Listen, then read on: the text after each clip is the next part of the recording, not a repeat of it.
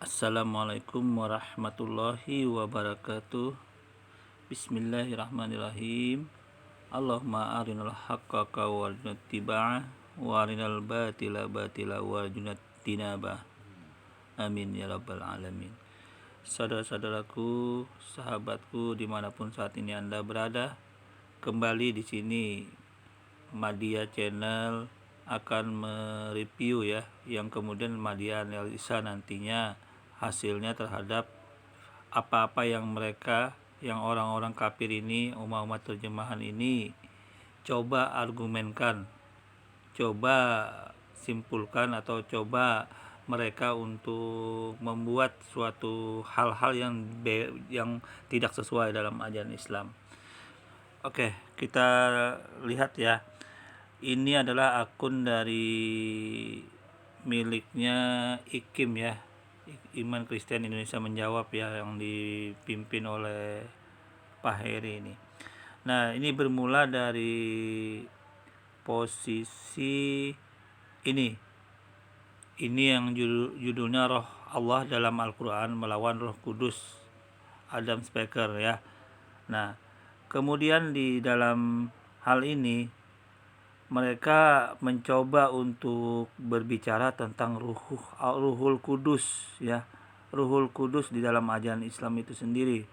Nah, kemudian saya sudah counter, saya sudah jawab itu sesuai dengan Al-Quran ya, sesuai dengan ajaran Islam. Kemudian sudah saya sampaikan kepada mereka, walaupun ajaran Kristen itu lebih dahulu daripada Islam ya, walaupun hadir ajaran Kristen itu lebih dahulu daripada ajaran Islam yang dibawakan oleh Nabi Muhammad SAW, akan tetapi kan ajaran Kristen itu mempunyai kitab suci. Kitab suci mereka itu bahasa asalnya adalah bahasa Ibrani dan juga bahasa Yunani. Nah, dalam hal ini sudah saya sampaikan kepada mereka, tidak ada di dalam bahasa Yunani maupun Ibrani Ruhul Kudus. Ya. Akan tetapi yang ada itu Roah HaKodes. Nah, tolong dibedakan, tidak ada dalam bahasa asli kitab mereka atau Ruhul Kudus. Bahasa asli Ruhul Kudus itu adalah milik Al-Quran dalam bahasa Arab, kepunyaan umat Islam. Sudah saya sampaikan ini, tapi orang ini, Pak Heri dan segala macamnya ngeles, tetap mengeles mereka. Katanya, wah Islam kan lebih belakangan hadirnya. Iya, apa korelasinya? Apa hubungannya dengan sejarah? Kita melihat suatu ajaran agama itu berdasarkan kitab suci aslinya. Anda tunjukkan kalau memang Anda merasa benar Ruhul Kudus itu berasal dalam bahasa kitab asli Anda, dalam bahasa Yunani, ya tunjukkan mana dalilnya, mana yang berbicara tentang Ruhul Kudus dalam bahasa Yunani, mana yang berbicara tentang Ruhul Kudus dalam bahasa Ibrani. Begitu aja sudah simpel sebenarnya. Tapi karena mereka nggak bisa menunjukkan bahasa asli kitab mereka itu ada Ruhul Kudus di dalamnya, ya dia ngeyel. Termasuk ini sekarang mereka ini ngeyel, mau membantah itu semua. Mari kita simak ya, kengeyelan mereka ini kita akan buka di dalam hal ini. Oke, go. Oke, saudara-saudaraku ya, sebagaimana Ruhul Kudus ini sudah saya ulas dalam video-video saya sebelumnya yang mengkonter dari beberapa video yang dari IKIM ini. Tapi intinya Ruhul Kudus milik umat Islam, milik Al-Quran dalam bahasa Arab. Diputar-putar bagaimanapun Anda ngeyel Pak Heri, tidak bakal bisa mengurangi makna Ruhul Kudus dalam ajaran Islam itu. Dan dalam ajaran agama Anda tidak ada kata Ruhul Kudus. Silakan kalau memang Anda merasa benar, tunjukkan kepada kami atau Anda buat video yang mengatakan bahwa di dalam bahasa Yunani maupun bahasa Ibrani, bahasa asli kitab suci Anda, ada kata Ruhul Kudus. Kalau tidak ada, ya Anda ya logo lah, sadar diri, ngeyelnya tuh jangan semaput gitu ya Pak Heri ya, ngeyelnya Anda jangan semaput. Sekali lagi, tunjukkan saja di kitab suci Anda itu mana kata Ruhul Kudusnya, Yunani, dalam bahasa Yunani atau bahasa Ibrani. Saya sudah buka itu kitab Ibrani, yang ada itu malah Roah roeh, roah, hakodes. Nah itu.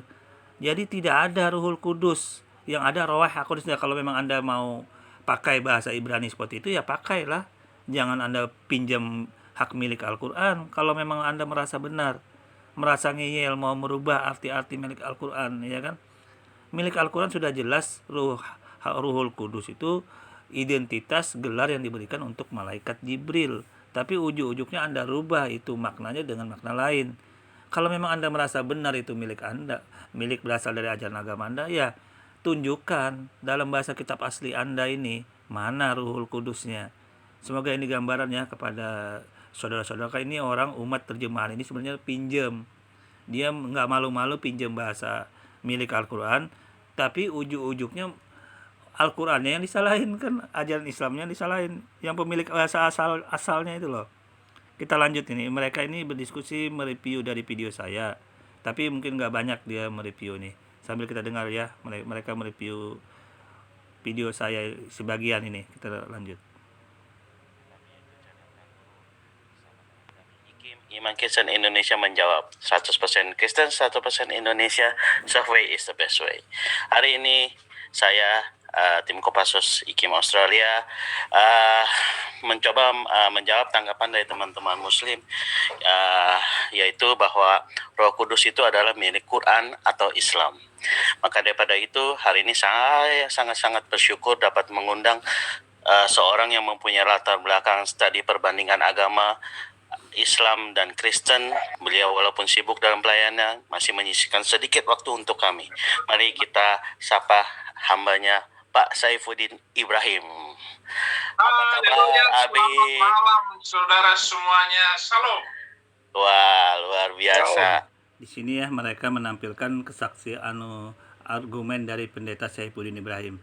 Bagaimana nanti pendeta Saifuddin ini menjawab dalam video saya ini, apakah dia mampu untuk menjawab, menunjukkan bahwa ada kata Ruhul Kudus di dalam bahasa Yunani dan bahasa Ibrani atau tidak ada. Kalau nggak ada ya biar Anda muter-muter terhadap apapun yang disampaikan pendeta Saifuddin Ibrahim, ya nggak ada gunanya, tong kosong doang gitu loh, tong kosong. Mari kita lihat, tidak menjawab pendeta Saifuddin, hanya muter-muter di sejarah Islam, tidak menjawab makna Ruhul Kudus ini. Mari kita simak. Pak Abi, sehat ya? Pak Abi sehat ya Pak Abi? Puji Tuhan, alhamdulillah. Oke Pak Abi, gini, sebelum kita mulai kita nonton dulu satu video supaya teman-teman mengerti apa yang kami bicarakan. Sebentar ya.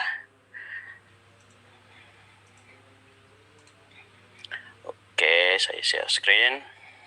Ya, puji Tuhan masih bukan yang ini, tapi yang ini ya. Alright, kita mulai Tentang Ruhul Kudus ya. Nah, di sini dia mencoba untuk memutarbalikkan makna Ruhul Kudus ya, yang sebenarnya Ruhul Kudus itu berasal dalam bahasa Arab, milik Al-Qur'an ya. Milik Al-Qur'an dalam berbahasa Arab, dan maknanya tentunya harus sesuai dengan yang pemilik kitab aslinya, pemilik umat Islam itu sendiri, ajaran Islam itu sendiri. Nah, tetapi di sini kaum kafir umat terjemahan ini mencoba untuk menggoreng, memutarbalikkan makna Ruhul Kudus itu yang sebenarnya gitu loh. Ini mereka nggak punya istilah Ruhul Kudus, nggak punya di dalam kitab suci mereka. Kalau mereka merujuk kepada kitab Taurat itu beda, Ruh HaKodes, beda nama. Tetapi berhubung mereka ini menyinggung Ruhul Kudus, milik Al-Quran ya, milik kitab suci umat Islam, bahasa Al-Quran, ya tentunya mereka sebenarnya harus ya, artinya legowo kalau dalam artinya, dalam posisi ini artinya ya sadar diri, sudah meminjam hak milik agama orang lain, sudah meminjam hak milik Al-Quran, tetapi mereka dengan semaunya, dengan seenaknya memutarbalikkan makna Ruhul Kudus itu gitu loh. Mari kita simak dalam cat akhir, cat dasar, pelapis anti bocor dalam satu kaleng. Jadi semua ada di Nippon Elastex. Di Lazada, murah nampol tiap hari. Jutaan pilihan, murahnya.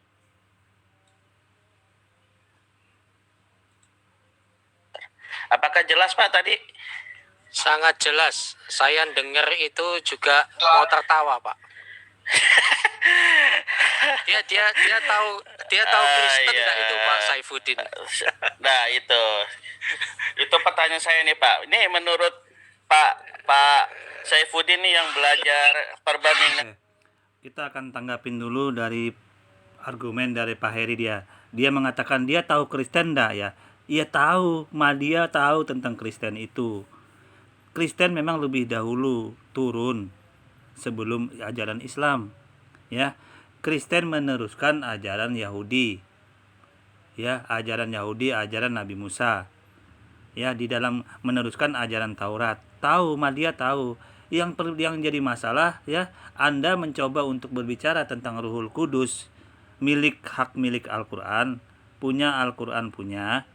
Karena di dalam kitab suci Anda bahasa Ibrani maupun bahasa Yunani tidak ada kata-kata Ruhul Kudus. Sekali lagi saya katakan, di dalam bahasa Anda, kitab suci asli bahasa Anda tidak ada kata-kata Ruhul Kudus maupun bahasa Yunani maupun bahasa Ibraninya. Kalau memang Anda merasa benar, Pak Heri, nggak usah ketakuti, tunjukkan saja mana di dalam kitab ayat-ayat dalam kitab suci Anda bahasa Yunani maupun bahasa Ibrani yang ada kata Ruhul Kudusnya. Jadi nggak usah ketawa-ketiwi, ini benar, kenyataan yang benar yang Anda coba pungkiri gitu loh. Sesuatu yang coba Anda pungkiri, Anda elak, Anda ngeles, kemudian Anda mengundang kembali pendeta Saifuddin Ibrahim Sang Murtadin untuk mencoba untuk menghandle ini. Tapi ujung-ujungnya nanti kita bisa lihat sendiri, pendeta Saifuddin hanya berbicara tentang sejarah Islam, bukan malah mengkonter Ruhul Kudus ini. Kita cek, ntar kita lihat kelanjutannya. Agama dulu itu sebenarnya gimana sih Pak? Sejarahnya tuh Kristen dulu apa Islam dulu sih Pak? Ini bagi teman-teman yang kurang mengerti sejarah bisa diterangkan Pak Saifuddin. Silakan. Nah, dia di sini mencoba untuk mengeles dengan mengatakan Kristen dulu kah ajaran agama atau Islam dulu? Ya memang Kristen dahulu, lebih dahulu hadir daripada Islam. Tapi titik permasalahannya, titik fokusnya bukan berarti dia Islam belakangan hadir, bukan berarti Islam meminjam atau memakai kata dari bahasa Yunani atau Ibrani. Al-Quran punya bahasa sendiri, bahasa Arab. Dan Ruhul Kudus itu ternyata milik Al-Quran, milik bahasa Arab. Yang kami pertanyakan, walaupun Kristen itu lebih dahulu hadir ke dunia ini, mengapa meminjam bahasa Al-Quran, bahasa Arab? Karena bahasa asli Kristen itu bahasa Yunani, kitab sucinya, bahasa Ibrani tentunya. Tunjukkan kepada umat Islam, tunjukkan kepada kami kalau Anda merasa benar pemilik kata Ruhul Kudus, tunjukkan kepada kami mana ayatnya dalam bahasa Ibrani atau Yunani kata Ruhul Kudus. Ya. Setahu Madia di dalam bahasa Yunani, bahasa Ibrani ada yang sedikit bersinggungan, yaitu artinya roeh hekodes. Nah itu kenapa Anda tidak pakai bahasa itu? Itu kan bahasa asli kitab Anda. Selain bahasa Yunani loh, bahasa Ibrani itu ada sebagai itu. Mengapa Anda tidak pakai itu? Mengapa Anda malu-maluin? Sadar diri ya, malu-maluin Anda meminjam bahasa Al-Quran. Tiba-tiba setelah itu Anda mencoba mengoreksi Al-Quran dengan menghadirkan para pengoreksi membahas masalah Ruhul Kudus dalam Al-Quran. Sedangkan Anda sendiri tidak punya bahasa itu, tidak memiliki bahasa itu gitu loh. Kan malu, sudah nggak punya bahasa aslinya, bahasa Ruhul Kudus itu punya orang Islam, tapi sok-sokan mencoba untuk mengoreksi ayat-ayat di dalam Al-Quran yang berbicara tentang Ruhul Kudus. Kan lucu kan? Ini kita lanjut dulu. Di unmute tadi. Di unmute tadi. Ya. Oke, saudara-saudara, bahwa sejarah agama-agama menempatkan agama yang paling pertama itu adalah agama Hindu. Hindu adalah agama yang tidak diketahui kapan berdirinya dan bagaimana sejarah ketuhanannya, juga bagaimana perkembangan ketuhanan mereka lalu disimpulkan menjadi Trimurti. Agama Hindu itu diibaratkan seperti bola salju. Bola salju itu menggelinding, membesar sampai ke bawah itu besar sekali. Kira-kira itulah namanya Hindu. Baru kemudian agama Buddha, kemudian Yudaism, muncul agama kekristenan. Halo, kekristenan. Jadi jelas suara saya? Ya, jelas. Oh, tadi saya dengar suara saya bergema. Baru agama Kristen itu dalam sejarah agama disebut agama yang dibawa oleh Isa Al-Masih atau Yesus Kristus. Itu yang dipelajari. Kita akan jawab dulu argumen Pendeta Saipudin. Ajaran Kristen, mereka tidak mengakui Isa Al-Masih itu disamakan dengan Yesus. Itu dulu. Nah, oleh karena itu ini Pendeta Saipudin ini saya nggak ngerti dia beraliran ajaran Kristen apa lagi gitu loh. Karena hampir semua pendeta menolak Isa Al-Masih disamakan dengan Yesus Kristus. Jadi kalau saya nilai Pendeta Saipudin ini pun saya tidak tahu ajaran agama Kristen apa lagi alirannya yang dia pakai yang menyamakan antara Isa dengan Yesus itu. Tapi itu tidak saya bahas di sini. Tapi ini bukti bukti fakta bahwa di dalam ajaran Kristen itu juga mereka berbeda-beda pemahamannya tentang Isa Al-Masih ini. Ada yang percaya, ada yang tidak. Tapi rata-rata memang sebagian umat Kristen tidak mempercayai Isa Al-Masih itu sama dengan Yesus. Hanya sebagian orang saja, nah termasuk Pendeta Saipudin ini orangnya. Apakah alirannya ini Kristen apa? Katolik, Protestan tidak jelas. Karena setahu saya Katolik dengan Protestan tidak percaya kepada Isa dan Yesus itu sama. Malah dibantah habis-habisan oleh Pendeta Louis dan pendeta-pendeta yang lain ya. Nah, dalam hal ini juga ini patut dipertanyakan. Nggak jelas juga Pendeta Saipudin ini ajaran agama Kristennya ajaran aliran apa lagi, dia beraliran apa ini ya. Kita lanjut. Oleh ahli agama, perbandingan agama di Indonesia. Agama Islam muncul 600 tahun setelah Kristen. Lebih tepatnya 610 tahun setelah agama Kristen baru muncul Islam. Nah, Islam ini berkembangnya di tanah Arab. Di tanah Arab lalu dibawa oleh Muhammad, mereka menjulukinya Sallallahu Alaihi Wasallam. Jadi kita jawab dulu.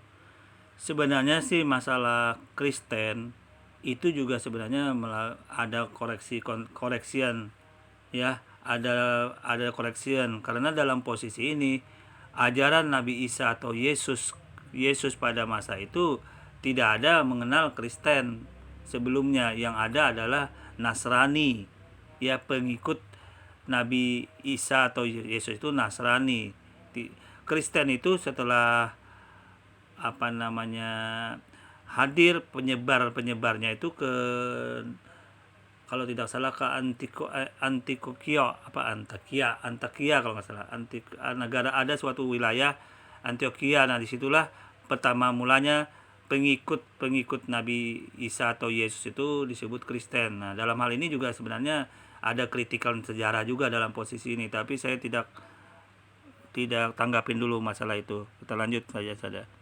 Muhammad, semoga Allah menyelamatkannya. Semoga Allah menyelamatkan Muhammad, memberkati Muhammad Sallallahu Alaihi Wasallam atau Rasulullah. Itu istilah yang populer yang dipakai untuk Muhammad ini.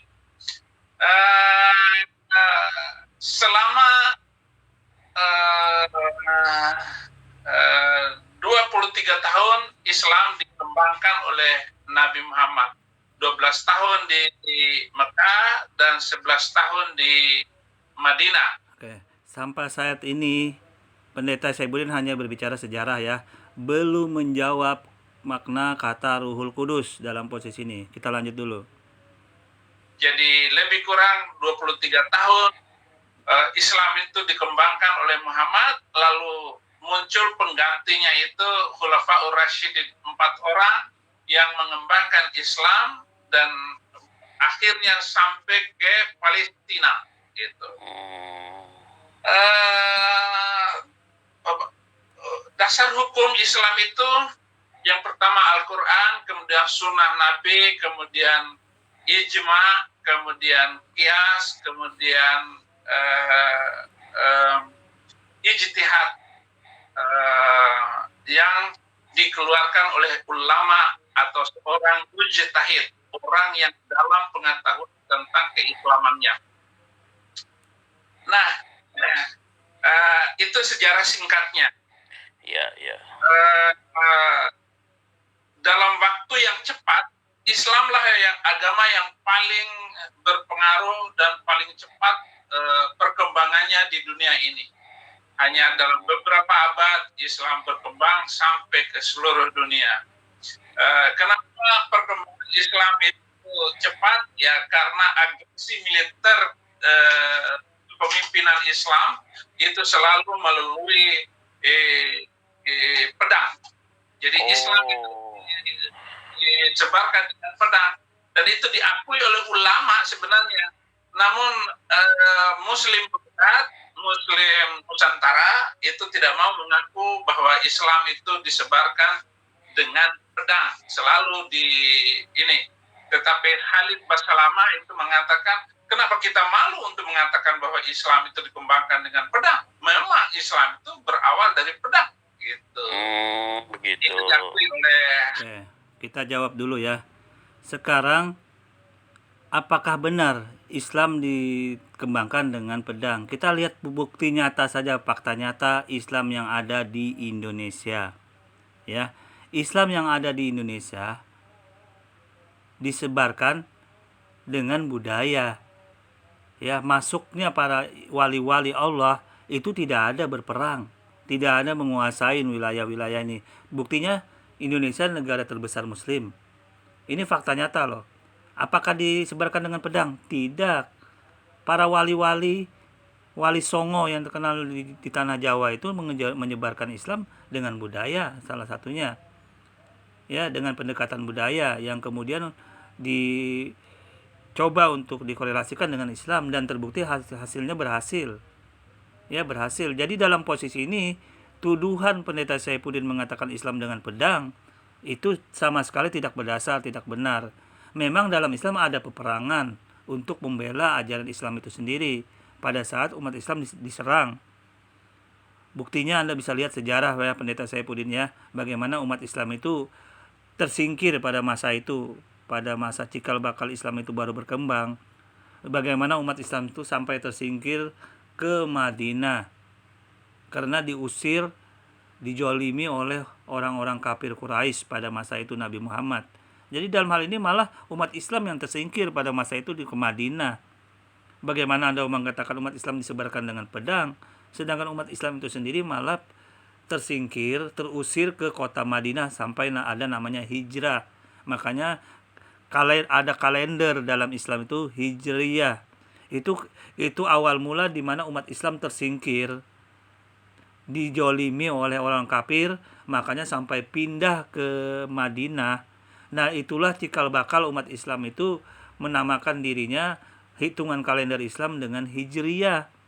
Dimulai dari 1 Hijriyah umat Islam itu karena umat Islam tersingkir, diusir oleh orang-orang kafir Quraisy pada masa itu ke kota Madinah. Jadi terbantah dulu. Jadi kalau Pendeta Saifuddin mengatakan umat Islam disebarkan dengan pedang, tidak berdasar. Kalau umat Islam itu membela diri, membela kehormatan Islam dengan pedang mungkin bisa dikatakan boleh karena berperang. Tetapi kalau disebarkan dengan pedang tidak terbantahkan. Buktinya saja di Indonesia ini umat Islam malah ajaran Islam disebarkan oleh para wali-wali pada masa sebelumnya itu dengan budaya, pendekatan budaya yang kemudian alhamdulillah bisa diterima oleh di Indonesia ini dan mayoritas umat Islam. Kita lanjut. Khalid Basalamah. yaitu seorang ulama juga YouTubers di kalangan ya ulama yang sepaham dengan UAS, Ustaz Abdul Somad gitu. Wah. Ya, ya. Atau ulama semacam itulah gitu. Ya, ya. Harus diakui. Nah, bagaimana sejarahnya ini terakhir yang bagian dari pertanyaannya, bagaimana kok bisa Ruhul Kudus itu menjadi milik orang Islam? Ini juga nggak diketahui gitu. Kalau ada yang mengatakan bahwa Ruh Kudus itu adalah milik Islam, istilah Al-Quran, itu kesalahan. Video tadi adalah video ngawurisasi. Nah, kan kesalahan katanya ngawurisasi. Kita bicara fakta saja, Pendeta Saifuddin. Di dalam Al-Quran itu memuat makna Ruhul Kudus. Itu adalah gelar yang diberikan Allah kepada malaikat Jibril. Bagaimana Anda mau bantah ini, Pendeta Saifuddin? Kesalahan yang bagaimana? Apa dasar Anda mengatakan ini kesalahan? Sedangkan di dalam kitab suci Anda, Pendeta Saifuddin, kitab suci Anda bahasa aslinya bahasa Yunani dan bahasa Ibrani, tidak ada sama sekali kata Ruhul Kudus. Bikin malu aja kalau Anda mengatakan ini kesalahan. Kesalahan dari mana gitu loh. Kita lanjut dulu. Kenapa ngawur? Karena Roh Kudus itu ya adanya istilah Alkitab itu. Tetapi kata Nah, coba lihat ya.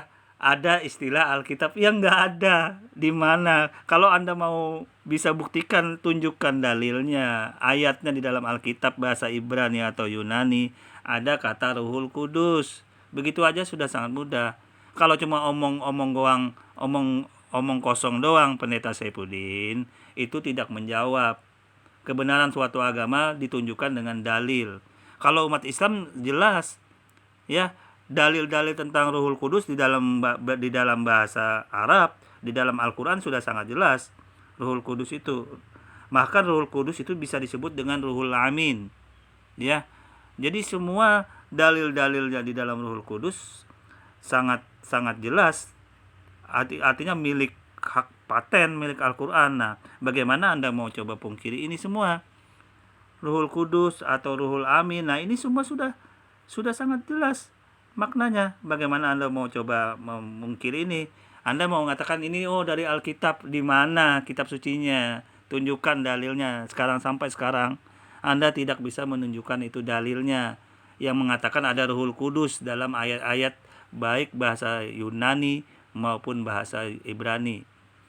Bahkan yang saya pelajari sebagian yang ada cuma Roh HaKodes. Nah, kalau memang Anda mau pakai itu bahasa, ya pakailah. Jangan pakai milik umat punya milik Islam. Buat malu aja sudah berbicara Islam, menjelek-jelekan Islam, menggoreng-goreng Islam, tapi ujung-ujungnya bahasa Al-Qur'annya dipakai Ruhul Kudusnya, ya kan? Kan malu-maluin dong. Sudah punya milik Al-Qur'an pinjam, tapi ujung-ujungnya memutarbalikan kata-kata Ruhul Kudus dan tidak dalam arti sebenarnya, membuat malu Pendeta Saifuddin. Kita lanjut. Kudus itu adalah kata yang diambil dari bahasa Arab. Nah, Ruhun Al-Qudus. Nah, Roh ya kan? suci. Anda sudah mengakui di sini Pendeta Saifuddin, Ruhul Kudus bilang Anda dalam kata bahasa Arab. Kita lihat di dalam banyak literatur ya di dalam bahasa Arab itu berbicara tentang Ruhul Kudus. Itu adalah identitas gelar yang diberikan Allah kepada malaikat Jibril. Salah satunya ya. Nah, jadi dalam hal ini Anda sudah sebenarnya secara tidak langsung Anda sudah mengakui bahwa Ruhul Kudus itu dalam bahasa Arab. Ya, bahasa Al-Qur'an. Bagaimana Anda mau memalingkan diri lagi? Mau lari kemana? Apakah bahasa Arab, bahasa asli Alkitab Anda? Gitu aja sudah secara logika Anda bakal terbantahkan sendiri gitu loh. Kita lanjut. Gitu. Mestinya kalau diterjemahkan dalam Indonesia bukan Roh Kudus tetapi Roh Suci. Gitu. Ruah dalam bahasa Ibrani-nya roh. Nah, di sini kembali Pendeta Saifuddin mengoreksi dari kitab dia sendiri. Seharusnya malu, sebenarnya umat terjemahan seharusnya malu. Katanya kalau dalam bahasa Indonesia jangan pakai Rohul Kudus, pakai Ruh Suci. Kalau mau tetap memakai ada ruhulnya, ada Ruhul Kudus, ada makna kata ruhnya. Ruh Suci kata Pendeta Saifuddin. Di sini dalam hal ini terjadi kritikan konteks kembali dalam terjemahan bahasa Alkitab itu dengan Ruh Suci. Nah, sebenarnya mengkritik kembali makna Ruhul Kudus dalam bahasa terjemahan ini. Seharusnya lebih tambah, ya ini lebih tambah beban berat kembali. Seharusnya di posisi terjemahan Alkitab ada kata Ruhul Kudus oleh umat terjemahan ini. Karena dari Pendeta Saifuddin pun terlontar kembali makna yang seharusnya tidak terjadi, tapi kritikan kembali gitu loh. Dia mengatakan seharusnya Roh Suci. Mengapa umat terjemahan ini orang-orang kafir memakai Ruhul Kudus? Kan aneh gitu loh. Kita lanjut. Kodes itu kudus. Iya, iya, Nah, iya. bahasa Arab dengan bahasa Ibrani itu adalah bahasa rumpun, bahasa Semitik. Gitu. Bahasa Arab, bahasa Aramik dengan bahasa bahasa Ibrani itu adalah satu bahasa. Satu rumpun. Nah, di sini kan sudah mulai terkuak pengakuan secara tidak langsung Pendeta Saifuddin mengakui bahwa Ruhul Kudus itu memang milik Al-Quran, bahasa Arab, bukan bahasa Ibrani, bukan bahasa Yunani. Dan seharusnya orang-orang umat terjemahan malu gitu loh. Sudah mencoba memutarbalikkan kata Ruhul Kudus, tapi ujung-ujungnya dia nggak sadar diri bahwa itu milik Al-Quran, hak paten Al-Quran, milik bahasa Arab. Ya, yang bukan sumber bahasa asal kitab suci mereka itu sendiri. Nah, di sini kan sudah terungkap, diakui Pendeta Saifuddin sendiri. Ya, kita lanjut. Kata aman, kata amin, sama bahasa Arabnya. Aman dalam bahasa Arab ya aman juga di dalam bahasa Ibrani. Iman juga di dalam bahasa tiga bahasa itu. Nah, sebenarnya ini mengorek luka kembali sebenarnya Pendeta Saifuddin. Karena amana yu'minu imanan itu dalam bahasa Al-Quran, bahasa Arab kembali, yang rata-rata juga dipakai juga oleh umat-umat terjemahan ini memaknai kata iman ini, yang ujung-ujungnya imannya ini dikatakannya beriman kepada yang selain Allah. Padahal makna sebenarnya kata iman di dalam Islam itu beriman kepada Allah Subhanahu wa taala, bukan beriman kepada Tuhan yang berkepribadian. Sebenarnya di sini ada kritikan kembali sebenarnya, tapi saya tidak bongkar ini. Tapi di dalam posisi ini ya membuka lembaran baru sebenarnya, bukan hanya Ruhul Kudus yang umat terjemahan pinjam bahasa konteks teksnya dalam kitab mereka, tapi ternyata dalam kitab suci mereka juga banyak pinjam bahasa Al-Quran seperti iman, amin, ya, termasuk Al-Masih. Ya, Al-Masih itu juga dalam bahasa Arab. Nah, jadi banyak sekali yang seharusnya umat terjemahan malu gitu loh. Malu. Kalau sudah pinjam bahasa orang, janganlah diartikan dengan makna-makna yang lain gitu loh. Ya, kalau memang Anda mau tetap bersikeras memakai bahasa kitab suci Anda, ya pakailah bahasa Ibrani atau Yunani. Cari istilah apa yang kira-kira sama dengan Ruhul Kudus gitu loh. Begitu kalau mau perperan, Pak Heri ya. Kalau Anda mau perperan, cari di dalam kitab bahasa suci Anda yang asli, bahasa Ibrani atau Yunani, yang kira-kira ada maknanya sama dengan Ruhul Kudus, itu yang Anda pakai. Nggak usah malu-malu lah, sebenarnya Anda tuh pinjam gitu loh, dalam bahasa Al-Quran, dalam bahasa Arab. Ini buktinya tidak ada bantahan dari Pendeta Saifuddin. Kita lanjut. Apa kok orang tadi kayaknya membenarkan diri? Kalau tidak ada agama Kristen, itu tidak ada agama Islam. Tidak ada agama Islam kalau tidak ada Yahudi. Gitu. Akar sejarah Islam itu mereka kaitkan, mereka ambilkan, mereka gulirkan karena dari dua agama sebelumnya. Dan seluruh nabi-nabi di dalam Alkitab, seluruh nabi-nabi di dalam Al-Quran itu semua nabi di dalam Alkitab. Oke. Nah, kembali di sini Pendeta Saifuddin mencoba untuk berargumen tentang suatu ajaran ya. Dia mengatakan kalau tidak ada ajaran Yahudi, kalau tidak ada ajaran Kristen, tidak ada ajaran Islam. Dia sampaikan begitu. Kalau tidak ada ajaran Yahudi, tidak ada ajaran Kristen. Nah, kita akan jawab, ajaran Islam tidak akan muncul ya kalau tidak ada penyelewengan, tidak ada apa yang disebut dalam Islam itu kesesatan-kesesatan dengan menyembah Tuhan yang beda-beda gitu loh. Karena penyelewengan kesesatan ajaran inilah maka Islam itu muncul. Saya kasih contoh. Pada masa ajaran Nabi Musa Yahudi, sebagian umat Yahudi mereka menyembah Nabi Musa menjadi Tuhan. Ya, kemudian mereka menyembah Malkisedek menjadi Tuhan dan menyembah sapi-sapi, mengagungkan sapi-sapi. Nah, itu adalah muncullah suatu kesyirikan dalam Islam, menyekutukan Tuhan. Kemudian ajaran datang setelah berapa ribu tahun meluruskan itu semua. Meluruskan pengajaran Nabi Musa yang umat-umatnya menyeleweng itu gitu loh. Datanglah ajaran Nasrani Kristen ini meluruskan itu. Makanya dalam Matius 5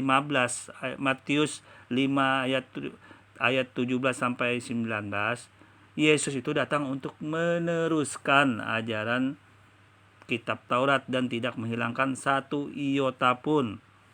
Nah, jadi dalam posisi ini ajaran Kristen itu hanya meneruskan ajaran kitab Taurat. Ya, dan itu artinya siapa ya sasarannya? Sasarannya yaitu Bani Israel. Nah, berhubung setelah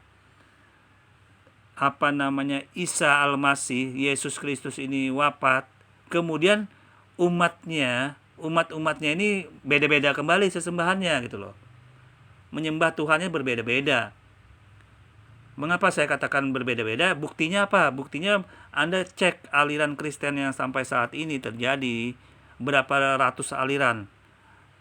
Yang terbesar saja Anda bisa cek aliran-aliran Kristennya, sangat besar sekali ya. Saya contohkan nih aliran Kristen yang sangat banyak.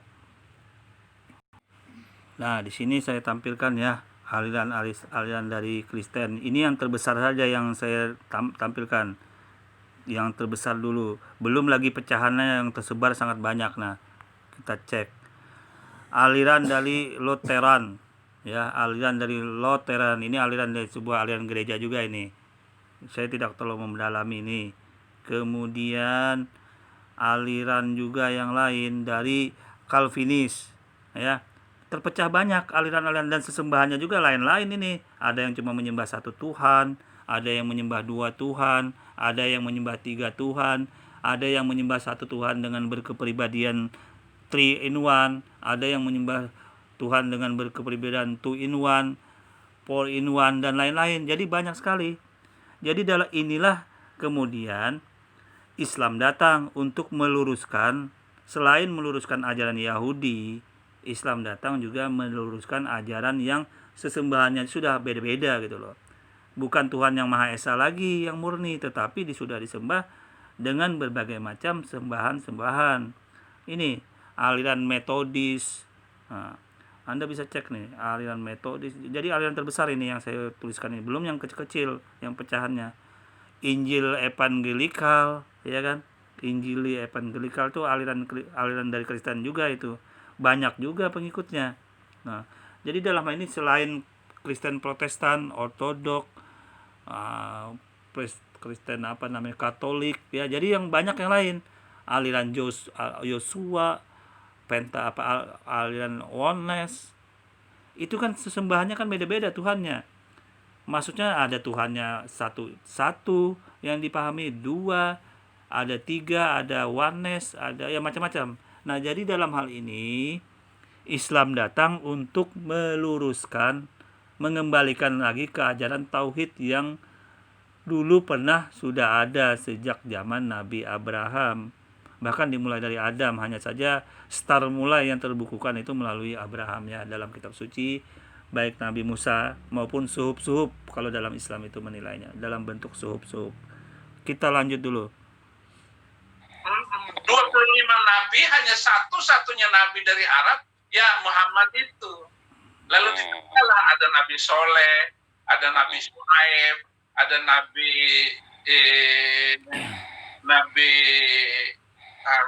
Hud gitu. Nabi ada beberapa nabi yang sudah saya tulis di dalam buku saya, bahwa ada nabi yang tidak diketahui di dalam Alkitab, lalu dianggaplah itu nabi, padahal tidak ada nabi itu dan sejarahnya di dalam Alkitab. Begitu. Oke, kita akan jawab. Di sini Pendeta Saifuddin mengatakan tidak ada nabi selain dari bangsa Israel, keturunan Israel. Bukti fakta nyata Abraham itu berasal dari Israel apa bukan, Pendeta Saifuddin? Itu di luar Israel.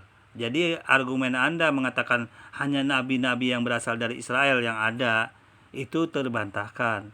Suka atau tidak suka, Abraham bukan berasal dari Israel. Agama Israel bukan, berasal dari bangsa Israel tidak. Nah, kemudian Anda tadi menyebutkan nabi-nabi yang dari Arab selain Nabi Muhammad. Itu memang benar, bahkan hadirnya pun sebelum Muhammad itu datang. Jadi bagaimana Anda mau mengatakan itu ditambah-tambahin, tidak dikenal dalam Bible? Ya itu kan urusan Bible Anda. Dalam hal ini artinya terbuktikan bahwa nabi-nabi itu bukan hanya dari bangsa Arab. Bahkan tidak mungkin Allah Subhanahu wa taala, Tuhan pencipta, tidak mengutus suatu nabi di suatu kaum. Berarti Tuhan tidak adil, tidak mau menurunkan nabi-nabi kepada kaum-kaum selain bangsa Israel. Banyak kaum-kaum yang lain, umat-umat yang lain itu banyak. Dan ini secara logika pun terbantahkan. Karena tidak mungkin Tuhan tidak mau memberikan informasi tentang identitas dia, tentang ajaran yang benar dalam suatu tatanan kehidupan dengan tidak mengutus nabi pada suatu bangsa. Tidak mungkin. Tidak mungkin hanya ke bangsa Israel doang. Mengapa bangsa Israel ini banyak didatangkan nabi? Karena bangsa Israelnya yang jahat, yang banyak kejam membunuhin para nabi-nabinya. Termasuk Isa atau Yesus pun mereka bunuh, mereka salib dengan bekerja sama dengan Romawi ya. Nah, jadi dalam posisi ini semua yang Anda argumenkan masalah nabi-nabi itu, Pendeta Saifuddin, terbantahkan kembali ya. Kita lanjut. Jadi seluruh nabi dalam Al-Quran itu kecuali Muhammad ya nabi di dalam Alkitab gitu. Nah, buku terakhir yang saya tulis, coba ambil buku terakhir yang saya tulis, tidak ada nabi dari Arab. Jadi seluruh nabi itu dari Bani Israel. Dan itu saya buktikan. Nah, sebenarnya seluruh nabi itu dari bangsa Israel. Bla bla, yang buat malu Pendeta Saifuddin. Anda nggak sadar diri. Ibrahim itu nabi apa bukan? Itu bukan berasal dari bangsa Israel, dari bangsa Yunani. Bahkan itu di luar dari bangsa Israel. Ya. Jadi dalam hal ini Anda terbantahkan kalau Anda mengatakan tidak ada nabi dari bangsa selain Israel kecuali Nabi Muhammad, Nabi Ibrahim, dan nabi-nabi yang nabi-nabi Noah. Nah, dalam hal ini Anda harusnya malu. Seharusnya malu, Pendeta Ibrahim. Nuh itu apa bukan nabi? Itu apa berasal dari Israel? Tidak. Anda malu sebenarnya, Pendeta Saifuddin, kalau berargumen seperti itu. Kita lanjut. Apa saja yang mau berani berdebat dengan saya tentang tidak ada nabi dari Arab, ya saya lawan. Saya tunjukkan bukti sejarah Alkitab. Karena Alkitab itu adalah bukti sejarah yang konkret. Iya. Dan Setuju, Pak. tidak dibohongin. Nah, ini dalam sejarah Alkitab tidak ada nabi dari Arab. Ini buku terakhir yang saya tulis sebelum saya masuk penjara. Ya tidak ada. Gitu. Nggak ada ya Pak? Apalagi kalau cuma kata Roh Kudus. Roh Kudus itu ya Alkitab yang punya istilah.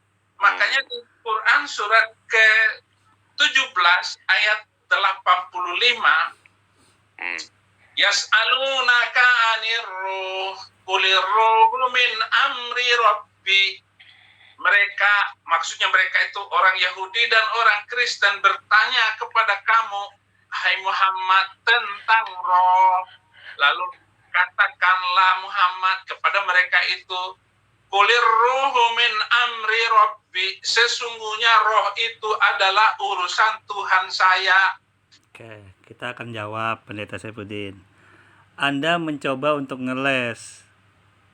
Hadis ayat yang Anda bacakan tentang ruh itu berbicara tentang ruh normal, ruh umum yang ada, bukan Ruhul Kudus. Sekali lagi, Anda ini mau mengeles. Ayat dalil yang Anda bacakan tentang ruh ini itu berbicara tentang ruh normal, tidak ada berbicara Ruhul Kudus. Sekali lagi saya sampaikan. Jadi orang-orang jangan tertipu dengan tercoba untuk dibohongin oleh pendeta ini. Karena tidak ada berbicara Ruhul Kudus di situ. Bahkan dalam artinya, tafsirnya pun itu berbicara tentang ruh yang normal yang ada berlaku pada manusia-manusia normal seperti kita ini. Yang ditanyakan kepada Nabi Muhammad bahwa urusan ruh itu katanya adalah sebagai rahasia dari Allah, dan umat Islam hanya diberi pengetahuan sedikit tentang ruh itu. Itu bicara ruh normal, bukan bicara tentang Ruhul Kudus. Pendeta Saifuddin, bedakan dulu. Anda mau mencoba mencampur adukan, mau ngeles sebenarnya ini. Sudah tidak bisa membuktikan dalam Bible Anda bahwa makna Ruhul Kudus itu ada di ayat-ayat di Bible Anda. Kemudian Anda mau mencoba untuk ngeles, mengatakan, oh itu milik umat Kristen. Ya, di mana miliknya? Mana buktinya? Kita sekarang perlu bukti aja sudah. Tunjukkan kepada umat Islam. Ya, tunjukkan kepada umat Islam ayat di dalam bahasa Ibrani atau Yunani yang berkata, oh ini loh, ada Ruhul Kudusnya ternyata di dalam bahasa Ibrani, bahasa Yunani. Ya begitu. Begitu yang benar kalau Anda fair. Karena kebenaran itu kita lihat dari dalil-dalil dalam kitab suci. Nggak bisa omong kosong doang. Wah itu hak milik Alkitab, itu omdu namanya Pendeta Saifuddin. Omong kosong doang. Ya, kita lanjut. Have you heard of Jesus Christ? He's the Son of God, but he's also Wa ma utitum minal ilmi illa qalila. Dan kamu tidak dikasih tahu tentang ilmu kecuali sedikit. Nah, itu kan menceritakan tentang arti ruh yang normal, ya, arti ruh yang ada bukan berbicara tentang Ruhul Kudus di situ. Maksud ayat Al-Qur'an itu Pendeta Saifuddin. Anda mau mencoba ngeles di sini, mau kabur. Yang dibahas tentang Ruhul Kudus, yang coba untuk digoreng-goreng tentang ruh yang umum yang seperti biasa. Beda lah. Beda bahasan Pendeta Saifuddin. Anda hanya coba ngeles di situ, ya. Kita lanjut. Jadi jelas sekali tentang roh itu Alkitab yang lebih banyak bercerita tentang roh. Oh gitu. Ya, apa kaitannya dengan Ruhul Kudus kalau begitu? Pendeta Saifuddin, Alkitab berbicara tentang roh yang paling banyak, ya apa hubungannya dengan apa namanya Ruhul Kudus? Tidak menjawab. Ini Anda tidak menjawab sebenarnya, ini Anda hanya ngeles. Malah larinya ke ruh yang normal yang seperti ya ruh yang dimiliki semua manusia. Enggak ada menjawab ini. Sama sekali tidak menjawab Ruhul Kudus. Keterangan Pendeta Saifuddin. Kita lanjut. Ayat ini juga surat ke-17 ayat 85 ini juga yang menjadi pertanyaan besar saya ketika saya masih muslim, dan akhirnya membuat saya mengembara ke dalam ilmu perbandingan agama, dan akhirnya saya mengembara ke dalam Kristen. Masuklah saya Kristen. Setelah saya tahu tentang kekristenan, oh ini dia ini kejanggalan di dalam ajaran Islam. Bagaimana mau janggal, ya Pendeta Saifuddin? Semua sudah jelas. Anda aja yang mau ngeyel, yang mau ngeles. Bicara Ruhul Kudus, yang dibahas ruh yang normal. Pembahasan Al-Quran pada saat itu berbicara tentang pengetahuan tentang ruh yang dibahas secara normal, bukan gelar yang diberikan yaitu Ruhul Kudus kepada malaikat Jibril. Anda katanya jadi murtad gara-gara ini, ya apa hubungannya? Yang Anda pikirkan tuh Anda sekarang telah menyekutukan Tuhan, syirik. Menyekutukan Tuhan itu yang jadi masalah, Pendeta Saifuddin. Kalau Anda meyakini Isa Al-Masih atau Yesus itu hanya sebagai nabi dan rasul, tidak ada masalah. Silahkan aja Anda memuja-muja Yesus. Nabi Isa enggak masalah. Yang jadi masalah apa? Yang jadi masalah Anda menjadikan dia Tuhan. Ini yang jadi masalah, karena ini bertolak belakang. Anda termasuk orang yang menyekutukan Tuhan, syirik. Itu adalah dosa yang sangat besar, Pendeta Saifuddin. Dosa yang tidak terampuni. Ini yang sebenarnya ditegur oleh dalam Allah yang sangat kuat. Ya, kita lanjut. Karena tentang roh itu tidak dikasih kecuali sedikit. Mas Saifuddin, Ya. maaf saya potong. Kenapa orang tadi kok begitu yakinnya ya bahwa kita malah dibalik ini seolah-olah mencuri arti Rohul Kudus itu? Maka dari itu tadi saya mengatakan mendengar itu saya mau tertawa. Apakah dia nggak ngerti Kristen dan siapa yang dahulu dibandingkan Muslim Islam? Islam kan muncul sekian ratus tahun setelah Kristen. Oke, saya jawab. Masalah muncul duluan Kristen, ya. Tidak mengerti ajaran Kristen, umat Islam, Madiyah ini tahu, ya, mana yang hak milik dari ajaran Kristen, mana yang tidak. Sudah sangat jelas Ruhul Kudus itu milik umat Islam. Hak paten Al-Quran, berbicara di dalamnya ada Ruhul Kudus.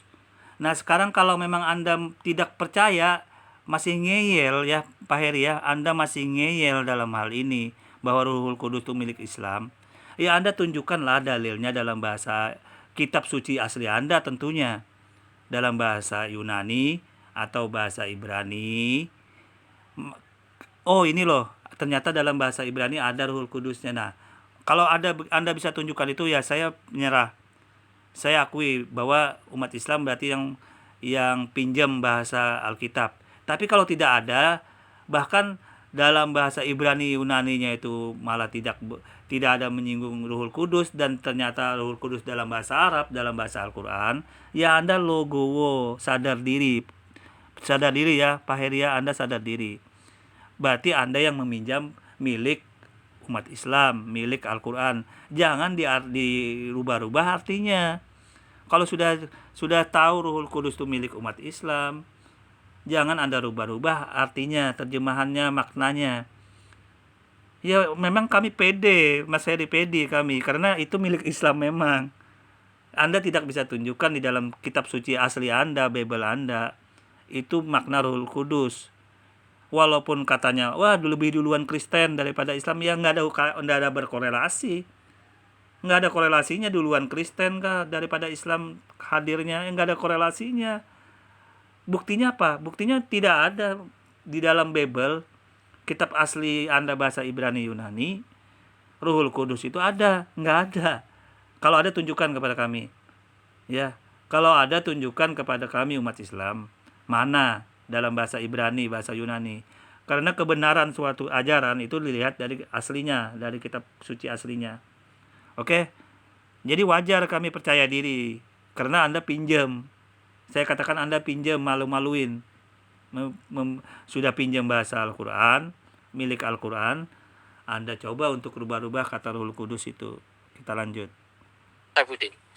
Ya, duluan Kristen 600 tahun sebelum Islam datang, Kristen sudah muncul. Tetapi kenapa kok tiba-tiba orang ngomong kayak tadi itu tidak tahu sejarah Islam itu sendiri, dan dia tidak tahu sejarah Al-Quran. Oke. Intinya Pendeta Saifuddin, memang Islam lebih belakangan turun ya, duluan Kristen 600 tahun lebih. Tapi kan masalahnya bukan di situ. Permasalahannya bukan masalah duluan. Belakangan bukan masalahnya di situ. Masalahnya adalah ada tidak dalam kitab suci Anda, dalam Bible, dalam Injil itu ada enggak berbicara tentang Ruhul Kudus. Itu dulu. Nah, kalau ada mari kita kupas, mari kita bahas gitu loh. Ya, kalau ada mari kita bahas. Ternyata setelah saya teliti di bahasa Yunani nggak ada. Di dalam bahasa Ibrani ada, tetapi kata-katanya beda. Bukan Ruhul Kudus, tetapi Roeh Hakodes. Ya, kalau memang Anda nggak mau malu, ya pakailah Roeh Hakodes. Jangan pakai Ruhul Kudus. Itu milik Al-Quran. Kalau Anda mau coba rubah-rubah artinya, ya pakai bahasa Ibraninya Roeh Hakodes itu. Jadi kita harus kembalikan. Permasalahannya bukan duluan hadir. Permasalahannya kita cek kebenaran suatu ajaran itu dari kitab sucinya. Kitab suci orang Kristen kan Yunani, bahasa Yunani dengan bahasa Ibrani, bukan bahasa Indonesia. Bahasa Indonesia itu cuman terjemahan. Kitab suci Al-Quran itu dalam bahasa Arab, bukan bahasa Indonesia, terjemahan juga. Kecuali Anda mengakuin kitab suci Anda itu bahasa Indonesia mungkin. Nah, itu baru boleh Anda pakai, berarti Anda mau minjam bahasa Indonesia, Ruhul Kudus. Nah, tapi kan buktinya Anda mengakuin bahwa kitab suci Anda berasal dari Yunani, berasal dari Ibrani. Tunjukkan kepada kami umat Islam, Ruhul Kudus itu ada nggak di kitab suci Anda? Nggak usah malu-malu lah. Kalau memang nggak ada ya akuin nggak ada. Ya, nggak usah ngeles dengan wah Islam kan lebih lama turunnya. Itu nggak ada kaitannya, nggak ada korelasinya kebenaran kok dikorelasikan dengan waktu. Buat malu aja, bikin malu aja ini. Oke. Harus tahu dan belajar kenapa gitu. Nah, begini. Kata Allah Subhanahu wa taala itu sendiri itu belum dikenal pada tahun awal Islam. Belum dikenal Allah itu. Nah, ini mau coba ngeles aja, kembali menggoreng-goreng makna Allah ya. Padahal yang dibahas Ruhul Kudus, yang ditanyakan dia dicoba goreng ke makna kata Allah. Kalau membahas itu membuka lembaran baru lagi. Kalau saya koreksi lagi omongan pendeta Saifuddin ini, kata Allah ini kalau kita korelasikan ke dalam jalur sebelum-sebelumnya juga sangat panjang. Tapi ya biarlah kita lihat dulu dia. Di tahun-tahun awal Islam itu tahun kedua, tahun ketiga sampai meninggalnya Waraqah bin Naufal, dan terjadi perdebatan yang begitu sengit antara orang Quraisy dengan Nabi Muhammad dan orang-orang Islam yang diajar oleh Nabi Muhammad itu. Nah, baru muncul nama Allah itu. Ayat yang pertama itu Iqra bismi rabbikal ladzi khalaqal insana min 'alaq. Iqra wa rabbukal akram. Jadi baru kata Rabbun. Rabbun itu artinya guru. Rabbun itu artinya pengatur gitu. Rabbuni, kata murid-murid Yesus kepada Yesus itu. Rabbuni. Nah, Rabbul Iqra bismi rabbika, dengan nama Tuhanmu gitu. Baru dengan kata Rabbun itu, Rabbin, belum ada kata Allah. Hey friend, this is Rick Renner, and I want to invite you to join me and join my family for a Renner. Itu di Oke, kita akan bahas sedikit ya masalah surah Al-Alaq ini ayat 1 sampai 5. Nah, di sini coba kembali pendeta Saifuddin memutarbalikan fakta ya. Makna dari Iqra bismi rabbikal ladzi khalaqal insana min 'alaq, Iqra wa rabbukal akram alladzi 'allama bil qalam ini, dia mencoba kembali memutarbalikan kata ini gitu loh. Yang sebenarnya makna ini adalah Iqra ini adalah umat disuruh, kita sebagai umat Islam untuk memahami, membaca dan mengamalkan. Itu ada, makanya Iqra-nya ada 3 kali loh itu sebagai bahasan bahwa hal yang permulaan di mana umat perkenalan malaikat Jibril kepada Nabi Muhammad ya, dalam memperkenalkan dirinya. Karena pada saat itu memang itulah awalnya. Tidak mungkin Allah Subhanahu wa taala memperkenalkan dirinya dengan Allah kalau sedangkan siapa Allah itu belum dikenal oleh Nabi Muhammad. Dan itu pun sebenarnya Nabi Muhammad dalam posisi ya adalah wajar lah sebagai penuh ketakutan dalam posisi berkeringat dingin karena ditemui oleh suatu makhluk yang berbeda dengan kebiasaan manusia itu sendiri, wajar. Jadi dalam hal ini tidak berbicara masalah Tuhan dulu, nama Allah dulu, nama Tuhan dulu.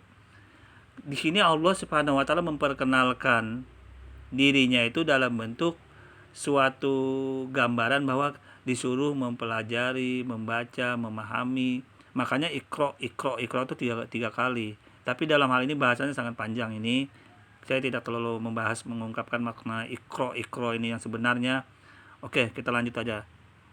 Tulis dijelaskan oleh Profesor Dr. Quraisy Shihab, ahli tafsir terbaik di Indonesia yang pernah lahir di muka bumi ini. Profesor Dr. Quraisy Shihab itu adalah orang yang sangat mumpuni di dalam ilmu Al-Quran. Dan dia adalah profesor yang jujur di dalam memberikan pemahaman tentang Al-Quran. Dan apa yang saya jelaskan ini itu sesuai dengan tafsir yang ditulis oleh Profesor Dr. Quraisy Shihab. Jadi sampai tahun ketiga baru muncul nama Allah itu. Saya lupa ayatnya di mana gitu. Ya. Kok tiba-tiba dia mengatakan bahwa Roh Kudus ini adalah istilah Islam? Oh tidak. Kita harus hidup di dalam Roh. Nah, ini kan jawaban ngeyel doang tanpa menunjukkan buktinya dalam kitab suci mereka itu asal dari Ruhul Kudus, tanpa membahas ayat-ayat di dalam isi Bible yang dalam bahasa Ibrani atau Yunani makna Ruhul Kudus. Ini artinya omdu, Pendeta Saifuddin, omong kosong doang. Semua orang bisa ngomong begitu. Oh, tidak benar. Itu berasal dari bahasa Alkitab. Itu omdu, omong kosong doang namanya. Ini yang tidak dibenarkan dalam Islam, omong kosong doang. Yang benar, kalau Anda merasa benar ini kitab suci bahasa Ruhul Kudus itu milik umat terjemahan ya, milik Alkitab, tunjukkan di dalam kitab suci Anda itu mana yang berbicara tentang Ruhul Kudus dalam bahasa Ibrani, bahasa Yunani ya, yang ada kata-kata Ruhul Kudusnya itu mana. Kalau tidak ada ya akuilah memang tidak ada, cuma pinjam milik Al-Quran, begitu doang, nggak malu-malu gitu loh ya. Kita lanjut. Roh dunia, roh surgawi.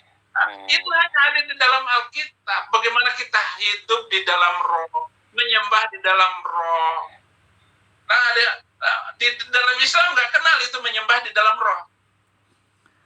Iya. Allah itu roh. Ini kan pembahasan melebar, Pendeta Saifuddin. Lain temanya, bahasan-bahasan seperti itu. Yang dibahas ini apakah Ruhul Kudus itu ada nggak di dalam kitab suci Anda aslinya, bahasa aslinya, itu doang jawab gitu loh. Ada nggak? Kalau tidak ada akuin lah, jangan malu-malu Anda pinjam milik Al-Quran, begitu aja sudah beres gitu loh. Setahu saya tidak ada kata Ruhul Kudus itu berasal dari bahasa Arab milik hak paten Al-Quran. Sudah banyak literatur saya bahas dalam video-video saya sebelumnya. Ruhul Kudus itu ya. Jadi dalam posisi ini Anda cuma omong kosong untuk membela hal-hal yang nggak benar, yang nggak jelas. Sudah ini Anda omong kosong doang sekarang. Bicara tentang ruh apa. Yang kita bahas sekarang Ruhul Kudus itu ada nggak di kitab suci Anda? Bahasa Ibrani, Yunani, itu doang. Kalau tidak ada sudahlah akuin, jangan malu-malu ya. Kalau ada mana tunjukkan kepada kami umat Islam. Jangan Anda membuat video memutarbalikkan kata Ruhul Kudus yang ujung-ujungnya maknanya berbeda. Sudah pinjam bahasa Al-Quran, milik Al-Quran, ujung-ujungnya malah merubah artinya. Itu kan suatu yang membuat malu aja. Artinya sudah nggak tahu malu gitu loh. Sadar diri lah. Kita lanjut. Oleh sebab itu menyembah dalam roh dan kebenaran. Menyembah dalam roh dan kebenaran ini tidak dimengerti di dalam Islam. Tapi mereka nyembah Roh Jibril, Pak Saifuddin. Dia bilang ini. Ya ini Pak. Jibril. Itu dia bilang di ayat Al-Surah 192, 194 bahwa Jibril itu di diangkat jadi mempunyai gelar apa gitu Pak? Bisa sini saya bantu Pak di screen. Coba Dan apa katanya? di screen ya al surah ayat surat 16 ayat 92 sampai 194 Pak. Saya bacakan bahasa Indonesianya ya Pak. Dan sesungguhnya Al-Qur'an ini ya ada di screen Pak. Tinggal dilihat aja kalau bisa. Kalau enggak ya saya itu surat 26. Nanti saya baca ininya. Surat ke-26 ayat 192 sampai 194. Oke, baca. Saya baca di sini ya bahasa Indonesianya. Dan sesungguhnya Al-Qur'an ini benar-benar diturunkan oleh Tuhan semesta alam. Nah, lalu di 193 dia dibawa turun oleh Ar-Ruhul Alamin. Itu kan Jibril katanya yang nanti berhubungan sama Rohul Kudus, Pak. Lalu ke dalam hatimu Muhammad agar kamu menjadi salah seorang di antara orang-orang yang memberi pengertian, begitu, Pak. Menurut Pak Saifuddin bagaimana nih, Pak? Ayat-ayat ini yang berhubungan sama Roh Kudusnya di Islam, Pak. Ya. Nah, itu ada Jibril di situ. Iya. Itu dikasih dalam kurung. Iya. Itu di dalam kurung. Ruhul Amin itu roh yang bisa dipercaya. Gitu. Tetapi untuk menjelaskan di dalam bahasa Indonesia, lalu ahli tafsir selalu menggunakan Ruhul Amin itu adalah Jibril. Jadi bukan menyembah Jibril. Jibril inilah yang membawa Al-Quran dari Allah kepada Nabi Muhammad. Begitu. Oke, kita akan jawab dulu ya. Kita luruskan dulu argumen Pendeta Saifuddin. Di dalam Al-Quran, ya, di dalam kitab suci Al-Quran itu gelar yang Allah berikan kepada malaikat Jibril itu ada Ruhul Kudus, ada Ruhul Amin. Jadi gelar-gelar itu melekat pada diri malaikat Jibril ini gitu loh. Itu dulu yang garis besarnya yang perlu dipahami. Nah, yang jadi masalah kan bukan masalah pembahasan materi yang lain. Kita fokus kepada kata Ruhul Kudus ini gitu loh. Fokus kepada Ruhul Kudus ini itu hak milik siapa? Nggak usah ngeyel-ngeyel lari-lari kemana-mana. Itu hak milik siapa? Hak milik umat terjemahan atau hak milik Islam? Faktanya ya, ini kita langsung bicara fakta saja. Faktanya tidak ada di dalam Bible asli ya, dalam bahasa Ibrani Yunani kata Ruhul Kudus. Itu dulu yang perlu Anda pahami. Faktanya tidak ada. Nah, karena tidak ada, maka ini dicoba oleh umat terjemahan, dicari, digali dengan ngeyel-ngeyel, dengan ngeles-ngeles. Wah, katanya Islam kan lebih lama duluan Kristen kudu hadir. Ya, apa hubungannya? Apa hubungannya dengan makna Ruhul Kudus? Kalau bahasa asli dalam kitab Anda tidak ada bicara tentang Ruhul Kudus.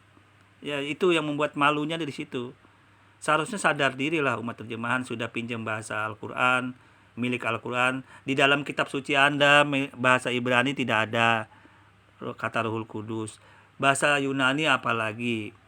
Ya, sadar diri kalau sudah pinjam bahasa milik Al-Quran, jangan dirubah-rubah artinya, maknanya. Itu saja gitu loh. Kita lanjut. Gitu ya. Iya, itu maksudnya.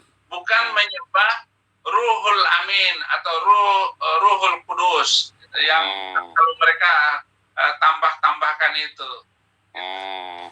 Jadi bagi mereka Rohul Kudus itu bukan Tuhan ya, Pak?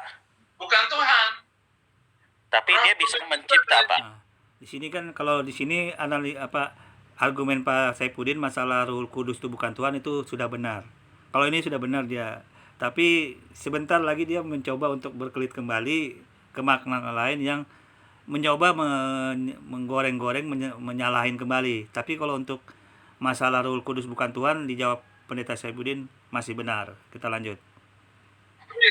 tugas dari malaikat Jibril itu, dari Roh Kudus itu adalah menyampaikan ilham-ilham, menyampaikan detakan-detakan hati, jadi sentuhan-sentuhan hati kepada orang-orang yang bertakwa, orang-orang yang percaya, dan orang-orang yang jahat sekalipun itu disuruh kembali lewat Jibril ini. Jibril ini tugas utamanya sudah selesai, yaitu menyampaikan wahyu. Nah, Jibril ini kerjanya adalah memberikan petunjuk-petunjuk kepada orang-orang kafir gitu, supaya masuk Islam begitu. Gitu. Nah, saya nggak tahu kalau Saifuddin Ibrahim masuk Kristen ini, apakah saya masuk Kristen ini oleh Jibril atau enggak? Saya juga nggak tahu. Kristus yang memanggil saya hidup. Saya perlu tambahkan bagi teman-teman ya, kalau sedang membaca Alkitab atau Al-Quran, tetap sama saja bahwa di kitab kalian kalau ada di bracket gitu ya, maksudnya diberikan tanda kurung, berarti sebenarnya kata itu di dalam kata aslinya itu tidak ada. Jadi itu ditambahkan. Ya, jadi kata itu hanyalah ditambahkan. Saya akan jawab dulu ya. Dalam terjemahan itu, apalagi dalam terjemahan bahasa Indonesia, ada bahasa-bahasa yang pemahamannya itu dicari ketepatannya, ukuran agar kualitas dalam menerjemahkan itu benar apa tidak. Jadi makna-makna yang terkandung dalam tanda kurung, dalam hal-hal lain, itu menjelaskan dari makna dari kalimat-kalimat itu yang kira-kira memenuhi standar untuk diterjemahkan dalam bahasa Indonesia itu gitu loh. Jadi tanda kurung itu bukan berarti ditambah-tambahin, tidak. Itu menjelaskan makna yang kira-kira tepat untuk memahami makna dalam bahasa Arab dalam ayat-ayat Al-Quran itu sendiri. Ya, yang kira-kira tepat. Saya kasih contoh makna wariduha ya. Makna wariduha itu dalam Islam, dalam Al-Quran kan ada makna wariduha.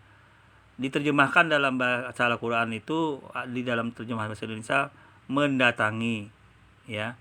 Padahal teks kalimat dalam ayat-ayat itu ada teks makna jembatan ya, sebelum-sebelumnya dan sejujurnya ada makna jembatan, ada makna surga, ada makna neraka. Kemudian wariduha ini, yang diinginkan wariduha ini adalah suatu bentuk pengadilan Tuhan, yang mana manusia harus datang ke tempat pengadilan itu gitu loh. Bagaimana caranya menerjemahkan makna wariduha ini kira-kira dalam bahasa Indonesianya?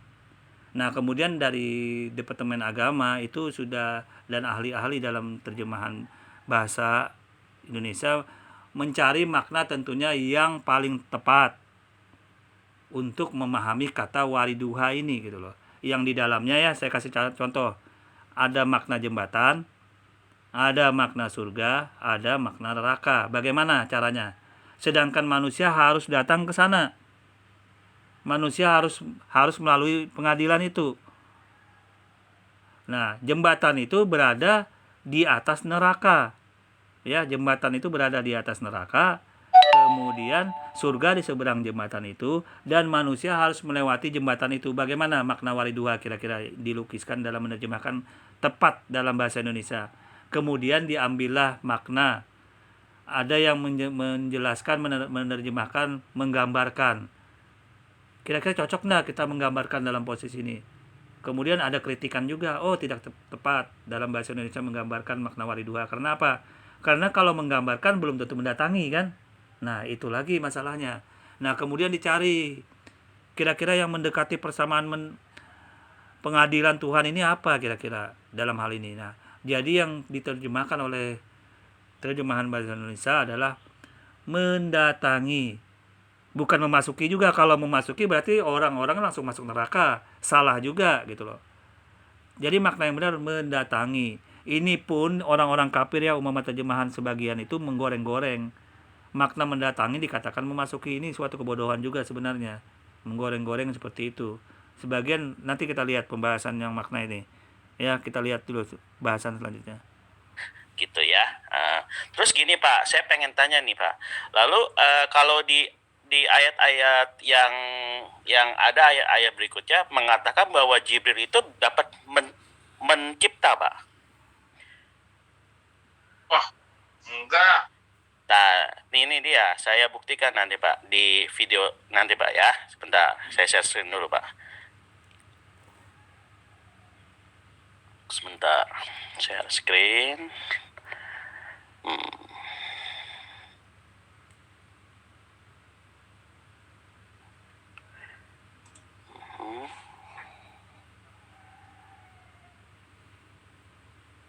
Oke,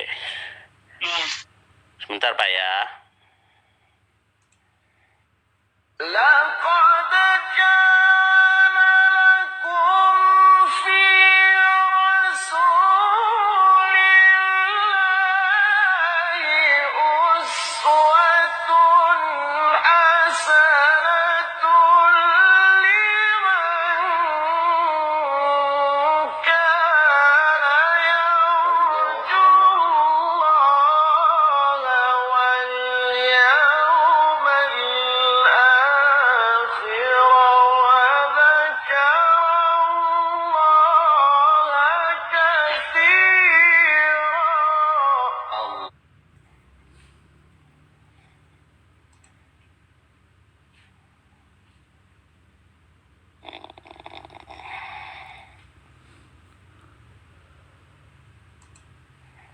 Oke, kita nonton sebentar. Ini ya, ayat 11 ini merujuk kepada sesuatu yang penjelasan secara umum mengenai makna ruh itu sendiri gitu loh.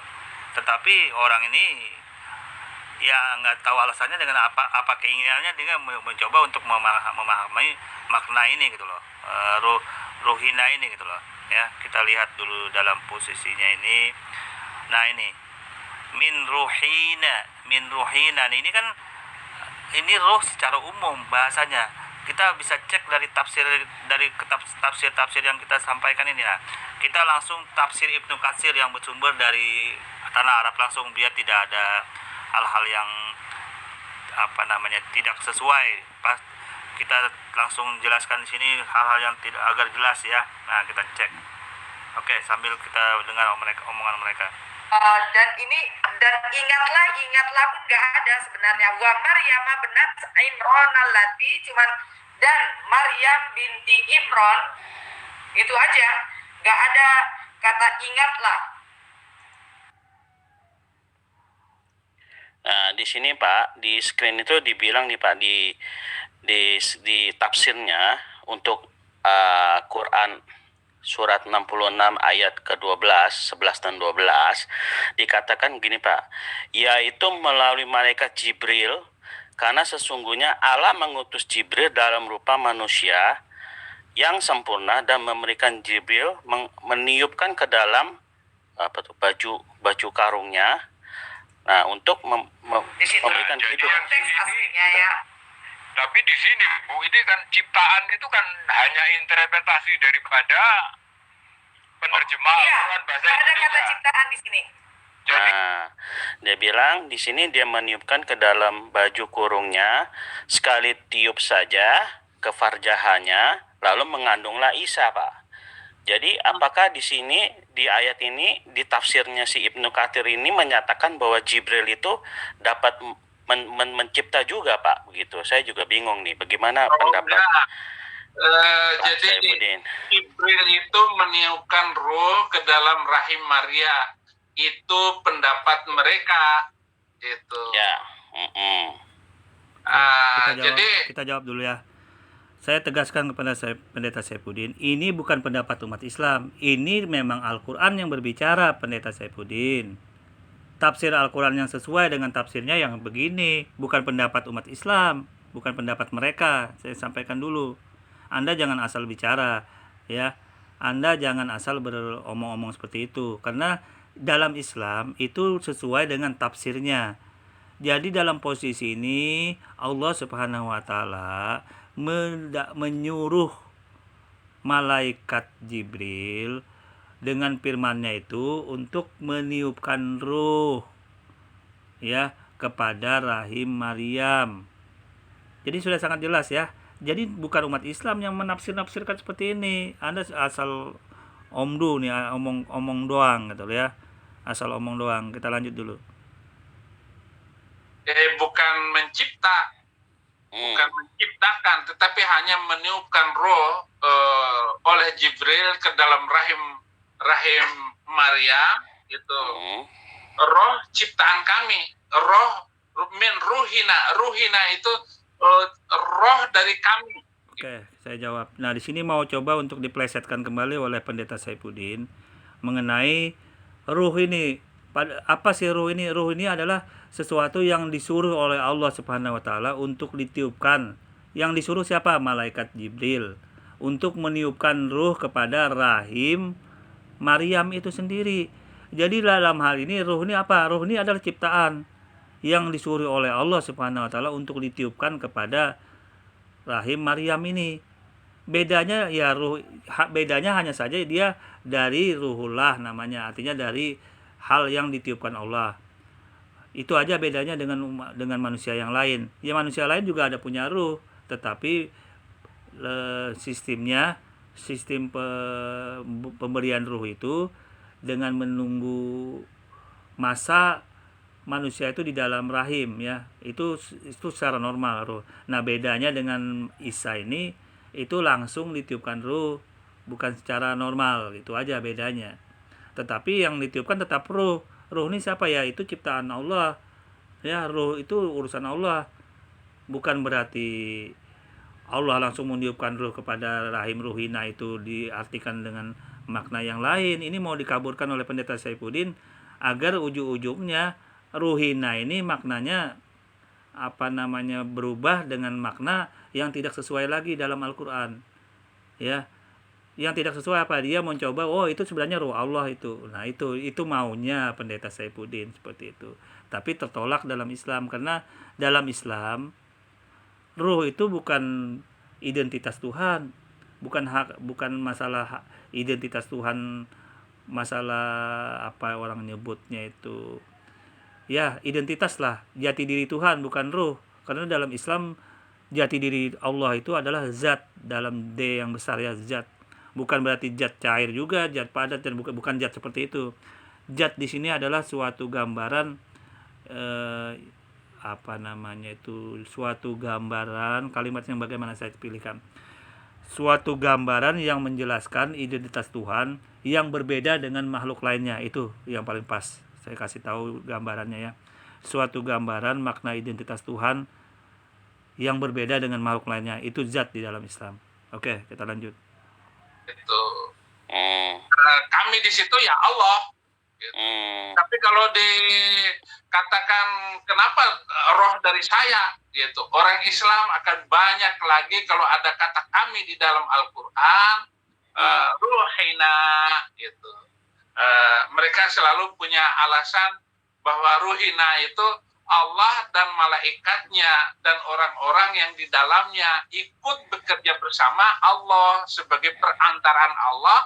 Allah Subhanahu wa taala menggunakan Jibril untuk memasukkan roh suci dari Allah itu ke dalam rahim Maria, bukan mencipta. Gitu. Nah kalau begitu Pak, dulu waktu ketika Bapak menjadi Muslim ya, itu pola pikirnya kok bagaimana Pak sampai Allah itu dimintakan bantuan untuk mencipta, itu kok begitu? Kok seakan-akan Allahnya tidak berkuasa Pak? Ya. Gimana waktu pola pikir ya Pak? Nah, ada kalimat di dalam Al-Quran itu yang dimana Allah bersama-sama orang, bersama-sama malaikat untuk bekerja bersama di dalam suatu karya. Misalnya di dalam Al-Quran, Inna nahnu nazzalna dzikra wa inna lahu lahafidun. Sesungguhnya kami, inna nahnu nazzalna, kami yang menurunkan Al-Quran, dan kami pula yang menjaganya. Kenapa? Karena yang menurunkan itu Allah sendiri lewat Jibril, maka digunakan kata nahnu, kami. Nahnu itu kami, artinya kami. Gitu. Nah, pola pikir Al-Quran itu sampai sekarang itu tidak bisa dijelaskan dengan tuntas, dengan sempurna oleh kiai-kiai, oleh ustadz dan ahli tafsir, apalagi kalau dibandingkan dengan Trinitas. Gitu. Trinitas. Siapa bilang nggak bisa diselesaikan, Pendeta Saifuddin? Itu kan argumen kosong Anda doang seperti itu. Buktinya umat Islam nggak ada yang masalah kata kami itu, karena sudah jelas kata kami dalam hal ini itu melibatkan dalam posisi ini sebagai andil saja, bukan berarti ikut dalam bekerja sama. Itu dalam kerangka tauhid kata kami ini. Sebenarnya kata kami ini kalau dalam teks bahasa Indonesianya mungkin agak susah dicarikan makna yang sebenarnya. Itu saja yang membedakan. Karena kerangka dalam pemahaman kata kami itu dalam kerangka tauhid. Saya kasih tahu dulu, dalam kerangka tauhid, bukan dalam kerangka makna kami yang dalam bahasa Indonesia yang sebenarnya. Itu dulu yang perlu dipahami. Sehingga pemakaian kata kami di sini tidak tepat kalau sejalan atau satu jalur. Itu sangat tidak tepat. Itu tertolak dalam Islam. Oleh karena itu, memang dalam Islam itu berhati-hati sekali dalam memahamkan kepada umat Islam kata kami ini agar tidak terjadi menyekutukan Tuhan atau tidak lepas dari konsep tauhid. Itu yang perlu Anda pahami dalam menjelaskan kepada umat Islam yang awam agar tidak terlepas dalam posisi itu. Makanya kami sangat berhati-hati dalam menjelaskan kata kami itu. Itu aja masalahnya. Tapi terlepas dalam itu sudah sangat jelas. Kata kami dalam Islam itu konteks tauhid. Ya, dalam konteks tauhid tidak menyekutukan Tuhan dulu. Jadi bukan makna dalam bahasa Indonesia yang dipakai sehari-hari, bukan seperti itu dalam posisinya. Kita lanjut. Bapa, Putra, dan Roh Kudus gitu. Yang Esa gitu. Nah, Islam tidak masuk ke sana, tidak bisa memasukkan itu. Walaupun kita komplain, kenapa dia sesungguhnya saya yang menurunkan Al-Quran, saya pula yang menjaganya gitu. Intinya kan begitu. Kalau agama Islam itu diturunkan oleh Allah, kenapa Islam harus membela agama Islam? Kenapa Allah nggak membela agamanya Islam? Begitu. Iya, betul. Iya. Begitu untuk menjelaskan. Jadi tidak ada jawaban yang memuaskan dari kiai manapun dari zaman ke zaman untuk menjelaskan kata kami di dalam Al-Quran. Oh, begitu. Siapa bilang, Pendeta Saifuddin? Siapa bilang yang nggak bisa menjelaskan? Itu omongan omdu kosong doang. Justru dalam hal ini sudah sangat jelas kata kami itu. Saya sampaikan kepada Anda. Dalam umat Islam itu sudah tahu kata kami itu sebenarnya itu bukan dipahami kata kami yang dalam bahasa Indonesia yang kita artikan mengandung kata-kata yang lebih daripada satu. Bukan seperti itu maknanya, pemahamannya. Kata kami di dalam bahasa yang dipahami dalam Islam ini, yang dalam Al-Quran, itu tidak terlepas dari konsep tauhid. Saya kasih tahu dulu, tidak terlepas dari konsep tauhid. Tuhan yang Maha Esa, yang Maha Satu, yang Maha Sempurna itu, yang mana di dalam posisinya ini melibatkan para pembantu-pembantunya, yaitu malaikat, dalam berkarya, dalam suatu hal yang disuruh oleh Allah. Disuruh dalam hal ini bukan berarti disuruh bekerja sama, tidak seperti itu posisinya, tetapi itu dalam koridor kerangka tauhid juga, artinya bisa dibedakan juga. Kaminya di sini dalam posisi tauhid. Jadi malaikat yang disuruh itu bukan berarti malaikat sederajat dengan Tuhan, tidak seperti itu. Makanya oleh karena itu kami selaku umat Islam lebih berhati-hati saja agar orang-orang Islam yang awam dalam memahami kata kami ini tidak terpleset dalam posisi menyekutukan Tuhan. Itu saja sebenarnya yang perlu Anda pahami, Pendeta Saifuddin. Tidak ada yang susah sebenarnya, karena sudah tahu kerangkanya. Umat Islam sudah tahu kata kami ini dalam kerangka tauhid, bukan makna yang sebenarnya bisa dijelaskan dalam arti kata tauhid itu, kata kami itu dalam posisi mewakili bahasa Indonesia yang seperti yang dipahami sekarang ini arti kata kaminya. Jadi kata kami dalam posisi ini, dalam kata kami tauhid itu dulu yang perlu Anda pahami. Ya tidak ada masalah. Karena dalam bahasa Al-Quran pemakaian kata-kata yang lain agak susah yang mewakili kata nahnu ini gitu loh. Nahnu-nya ini agak beda mewakilinya. Tidak ada yang susah kok dalam bahasa. Intinya bagaimana? Intinya nahnu dalam bahasa Al-Quran ini posisinya adalah dalam kerangka tauhid. Itu dulu. Kalau terlepas dalam kerangka tauhid, maka itu sudah lepas dalam kata kaminya. Beda maknanya. Itu yang tidak diinginkan dalam memahamkan kata kami ini menurut ajaran Islam. Kita lanjut. Tuh. Nggak mampu. Ya, nggak mampu mereka ya Pak. Oke. Iya. Kalau di dalam Kristen, wah enak sekali jawaban itu. Gitu. Kita jelas Pak ya. Jelas sekali. Betul. Ya karena dalam Kristen itu kekuatan lain ada, memerlukan kepribadian satu jalur, sedangkan dalam Islam itu tauhid, hanya satu Tuhan. Jadi untuk memahamkan kata tauhid kata kami dalam hal ini agar umat Islam itu jelas. Jadi posisinya ini kata kami bukan berarti diartikan dalam kata kami yang normal seperti bahasa-bahasa dalam terjemahan dalam kamus, bukan seperti itu. Itu kata kaminya dalam bahasa Al-Quran itu seperti itu. Karena dalam bahasa Indonesia ini sangat tidak ada kira-kira yang mewakili konsep tauhid kata kaminya, jadi ya kami pakai makna kata kami itu, tetapi kami mencoba untuk umat Islam mencoba untuk memahamkan kepada umat Islam yang lain agar jangan sampai lepas dari konsep tauhid menjelaskan kata kami ini. Itu saja sebenarnya masalahnya. Tapi nggak ada suatu hal yang penting, nggak ada hal-hal yang berat, nggak ada, karena konsepnya umat Islam sudah tahu. Ya, sekali lagi umat Islam sudah tahu konsep tauhid ini. Kata kami ini itu dalam posisi kerangka tauhid. Itu dulu, kita lanjut. Teologi Kristen itu adalah teologi yang bagus sekali. Jadi orang Islam tetap aja berdebat masalah Tuhan. Biasanya ngelesnya kami itu gimana Pak? Kalau nggak ada jawaban yang jelas. Ngelesnya biasanya mereka bagaimana Pak? Pengalaman Bapak dulu. Ya itu seperti jawaban saya tadi.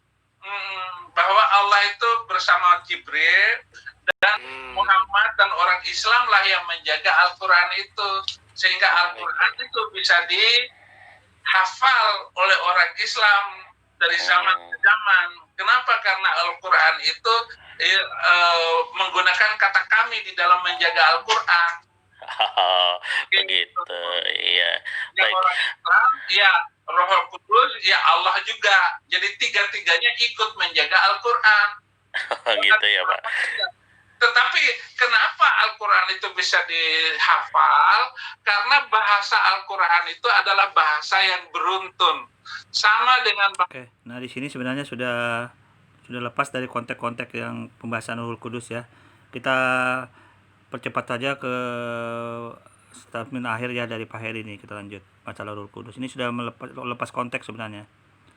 Maksud kamu apaan sih? Ya gue ke lo seutuhnya, lo ke gue sebutuhnya. Bagus juga tuh buat caption. Maksud kamu apaan sih? Ya gue ke lo seutuhnya, lo ke gue sebutuhnya. Bagus juga tuh buat caption. Kita lanjut.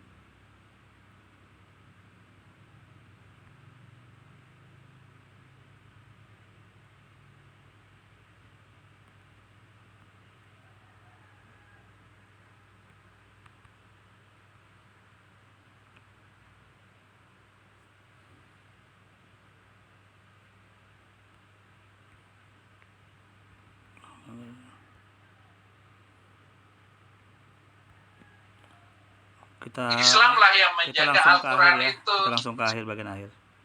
Jelaskan ayat ini, bukakan saya surat. Tadi ke Mijah ada resen Pak. Apakah masih mau bertanya? Sudah. Oh sudah ya. Sudah dia tadi. Ya sudah. Tadi Pak siapa namanya sebentar. Pak makin asik, Bapak makin asik ini. Kita lihat dari Jadi beberapa bertanya nggak Pak penelpon makin ya, asik? kita Ya, Gimana Pendeta Saifudin? Shalom Abi. Setelah itu Pak Ocer tadi sempat unmute. Oh, oke. Sorry, saya. Pak Makin Asik, mic-nya kurang baik.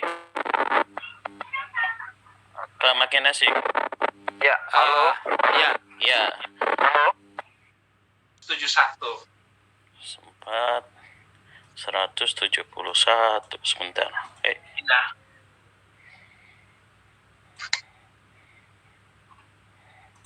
Baik. Ya, sebentar. Ya, sudah di screen, Pak. Ini panjang sekali. Bapak mau baca Arabiknya dulu atau langsung ke bahasa Indonesianya? nah, saya Arabnya dulu. Ya Baik. ahlal kitab bila taghlu fi dinikum. Hai ahli kitab, jangan kamu berlebihan di dalam agamamu. Dinikum. Wala taqulu 'alallahi illal haq, dan jangan berkata-kata kepada Allah kecuali yang benar. Jadi jangan ngata-ngatain Allah hal yang nggak benar gitu. Lo orang Kristen nggak ngata-ngatain Allah yang benar, dan orang Kristen juga tidak berlebihan di dalam agama. Semua orang Kristen itu berdasarkan Alkitab, berdasarkan firman. Jadi mengenai ketuhanan Yesus juga itu berdasarkan firman. Nggak Oke. perlu Al-Quran ngomong begini, orang Oke, kita jawab dulu ya. Maksud dari Al-Quran ini ya, ini Allah Subhanahu wa Ta'ala di dalam ayat ini menjelaskan bahwa ada ciri-ciri karakter dari umat terjemahan ini yang berlebih-lebihan dalam hal agama. Ya, saya kasih contoh, langsung saya kasih contoh yang seharusnya Nabi Isa atau Yesus itu tidak disembah, kenapa jadi disembah? Itu yang maksudnya dalam Al-Quran ini tidak berlebihan, yang menjadikannya pada masa dulu di zaman Nabi Musa juga terjadi. Nabi Musa dilihat bisa membelah lautan, bisa menang perang melawan Firaun, disembah juga gitu loh. Itu berlebih-lebihan juga. Nah, jadi dalam hal ini yang ditegur Al-Quran. Sudah jelas Nabi Musa itu karena diberi mukjizat. Ya, tapi kenapa tetap disembah? Padahal itu hanya sebagai makhluk ciptaan Tuhan. Kenapa disembah? Nah, ini maksudnya yang berlebih-lebihan masuk dari ayat ini, Pendeta Saifudin. Termasuk ajaran Kristen ini. Apa nggak berlebihan menyembah makhluk gitu loh? Ya, bukan Tuhan kok disembah gitu loh. Itu yang disebut, yang dimaksud dari ayat yang Anda bacakan ini. Kita lanjut. Kristen sudah oke. Nah, kita lanjutkan. Innamal masihu ibnu Isa Maryam Rasulullah. Sesungguhnya Maryam itu adalah Rasul Allah, utusan Allah. Orang Kristen juga mengatakan bahwa Yesus itu adalah utusan Allah. Benar. Maka Yesus bilang, Bapa mengutus aku. Udah jelas, sama. Nggak perlu ayat ini juga. Karena Yesus itu ya utusan Allah. Dalam satu sisi, dia adalah Rasulullah. Terus, wa kalimatuhu, dan Yesus itu adalah firman Allah. Alqaha ila Maryam, dimasukkan ke dalam rahim Maryam. Alqaha. Oke, kita jawab dulu ya. Nah, di sini sudah sangat jelas ya. Kita lihat apa yang dimaksud dengan Rasul Isa ini dalam Islam termasuk rukun iman yang ke malaikat, kitab yang keempat, kepada Allah, kepada malaikat, kepada kitab, kepada rasul-rasul. Nah, percaya iman kepada rasul-rasul, salah satunya yaitu kepada rasul yang bernama Isa Al-Masih ini. Nah, itu adalah rukun iman dalam Islam. Jadi kalau dalam posisi ini masih dibenarkan mempercayai Isa atau Yesus sebagai nabi dan rasul, nggak ada masalah.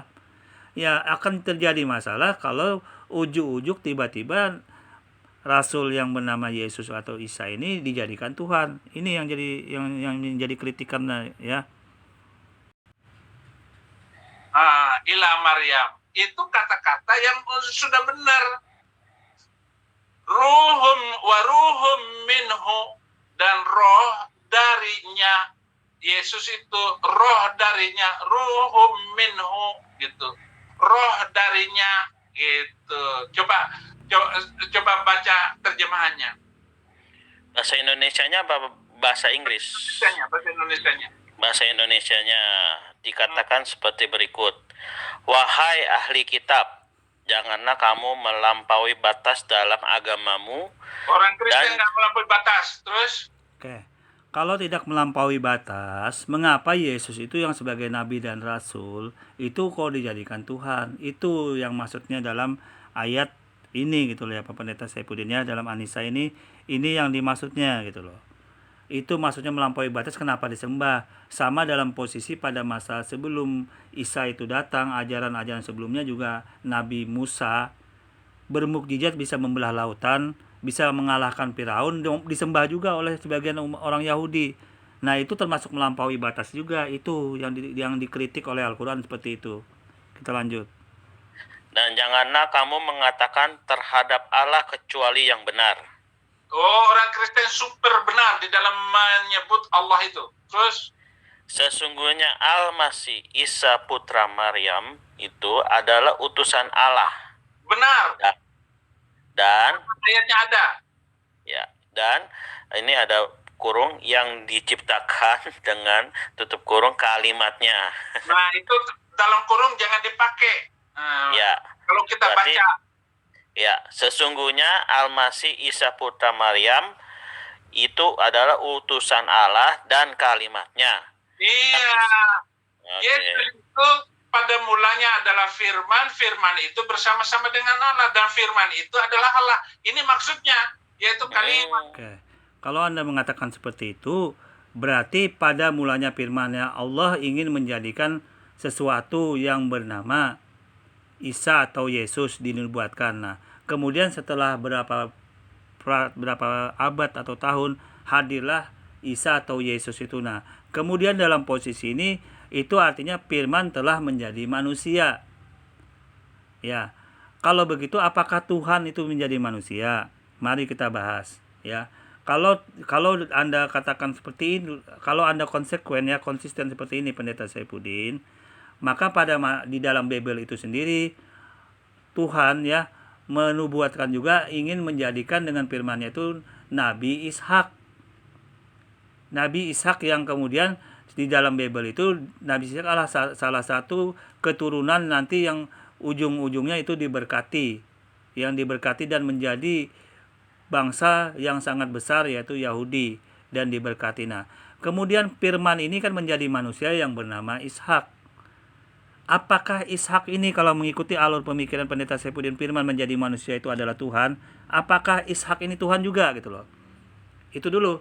Karena ini sama posisinya. Apakah Ishak itu menjadi Tuhan juga? Kalau begitu banyak sekali Tuhan. Kalau firman Tuhan menjadi manusia dan hidup di dalamnya, berarti Nabi Ishak pun layak dijadikan Tuhan. Ya. Terus Yesus layak dijadikan, berarti banyak sekali Tuhan. Di mana letak kebenarannya dalam posisi ini? Oke, itu aja ya kritikannya ya, kita jawab. Kalimatnya, terus yang disampaikannya kepada Maryam dan roh darinya. ya ini benar. Yesus itu roh Allah. Tadi sudah kita baca ayatnya. Saya sudah tunjukkan apa bedanya Yesus dengan nabi lain. Yesus itu roh Allah, nabi lain roh ciptaan.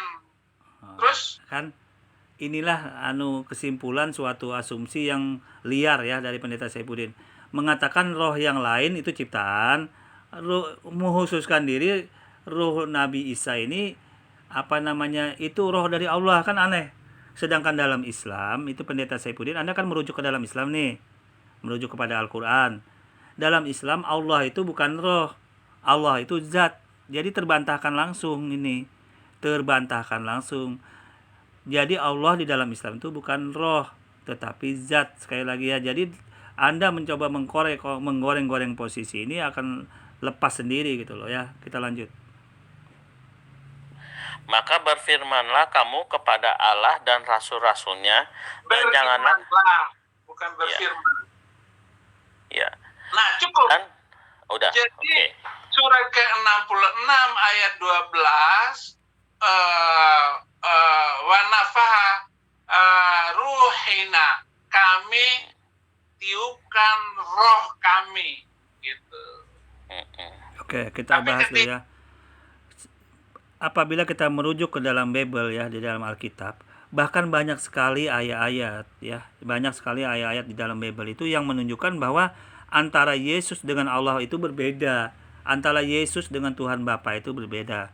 Ini Anda bisa lihat di 19 Matius ayat 6, Matius 6 ayat 9 ya. Itu Bapa kami di surga itu jelas. Kemudian dalam Allahmu yang di surga adalah sempurna, Matius 5 ayat 48, itu juga sangat jelas. Kemudian di Matius 10 ayat 32, di Matius 12 ayat 50, Matius 12 ayat 50 ya. Nah, jadi dalam posisi ini saya tampilkan. Jadi dalam hal ini antara Yesus dengan Tuhan Bapa itu berbeda ternyata. Ini digambarkan dalam Bible itu sendiri. Nah, dan ini adalah sifat-sifat Allah yang tidak dimiliki oleh Yesus gitu loh. Nah, Anda bisa cek di Kejadian 1 dan 2 Allah menciptakan langit dan bumi. Di Lukas 10 ayat 21 Allah adalah Tuhan langit dan Tuhan bumi. Jadi bagaimana? Oke. Anda bisa lihat di Keluaran 20 ayat 2 sampai 3 ya. Akulah Tuhanmu yang telah membebaskanmu dari negeri Mesir. Engkau tidak ada memiliki tuhan-tuhan lain selain aku. Nah, sudah sangat jelas. Di sini gambaran ya kepada Nabi Musa bahwa Tuhan itu bukan Yesus pada saat itu. Akulah Tuhanmu. Dalam hal ini apakah salah mereka menganut Tuhan yang lain selain Tuhan Yesus pada masa itu? Nah, sedangkan dalam posisi ini di Keluaran 20 ayat 23 kan sudah sangat jelas. Tuhan Allah di Ulangan 4 ayat 35, Tuhan Allah, engkau diberi melihatnya untuk mengetahui bahwa Tuhanlah Allah, tidak ada lain kecuali Dia. Sudah sangat jelas bukan Yesus Tuhan. Oke? Kita lanjut. ayat ini tidak mengatakan tiupan. Dia adalah ruhum minhu. Dia adalah roh Allah. Iya, roh Allah di sini. Our spirit bahasa Inggrisnya, Pak. Our spirit. Our spirit, ya. Our spirit. Oke, kita jawab. Dalam Islam, Pendeta Saifuddin, Allah itu bukan ruh. Sekali lagi, Allah itu zat. Itu dulu yang belum Anda pahami. Jadi apapun yang Anda coba goreng-gorengkan mengenai ruh dalam hal ini, di ayat ini bakal terlepas, nggak nyambung. Yang kedua, ruh itu memang berasal dari Allah. Semua manusia itu ada ruhnya, itu semua berasal dari Allah semua. Jadi kalau Anda mencoba untuk menggoreng-goreng ruh, ya nggak nyambung juga. Karena ruh itu adalah ciptaan Allah yang diberikan Allah buat manusia yang berasal dari Allah, ruh itu.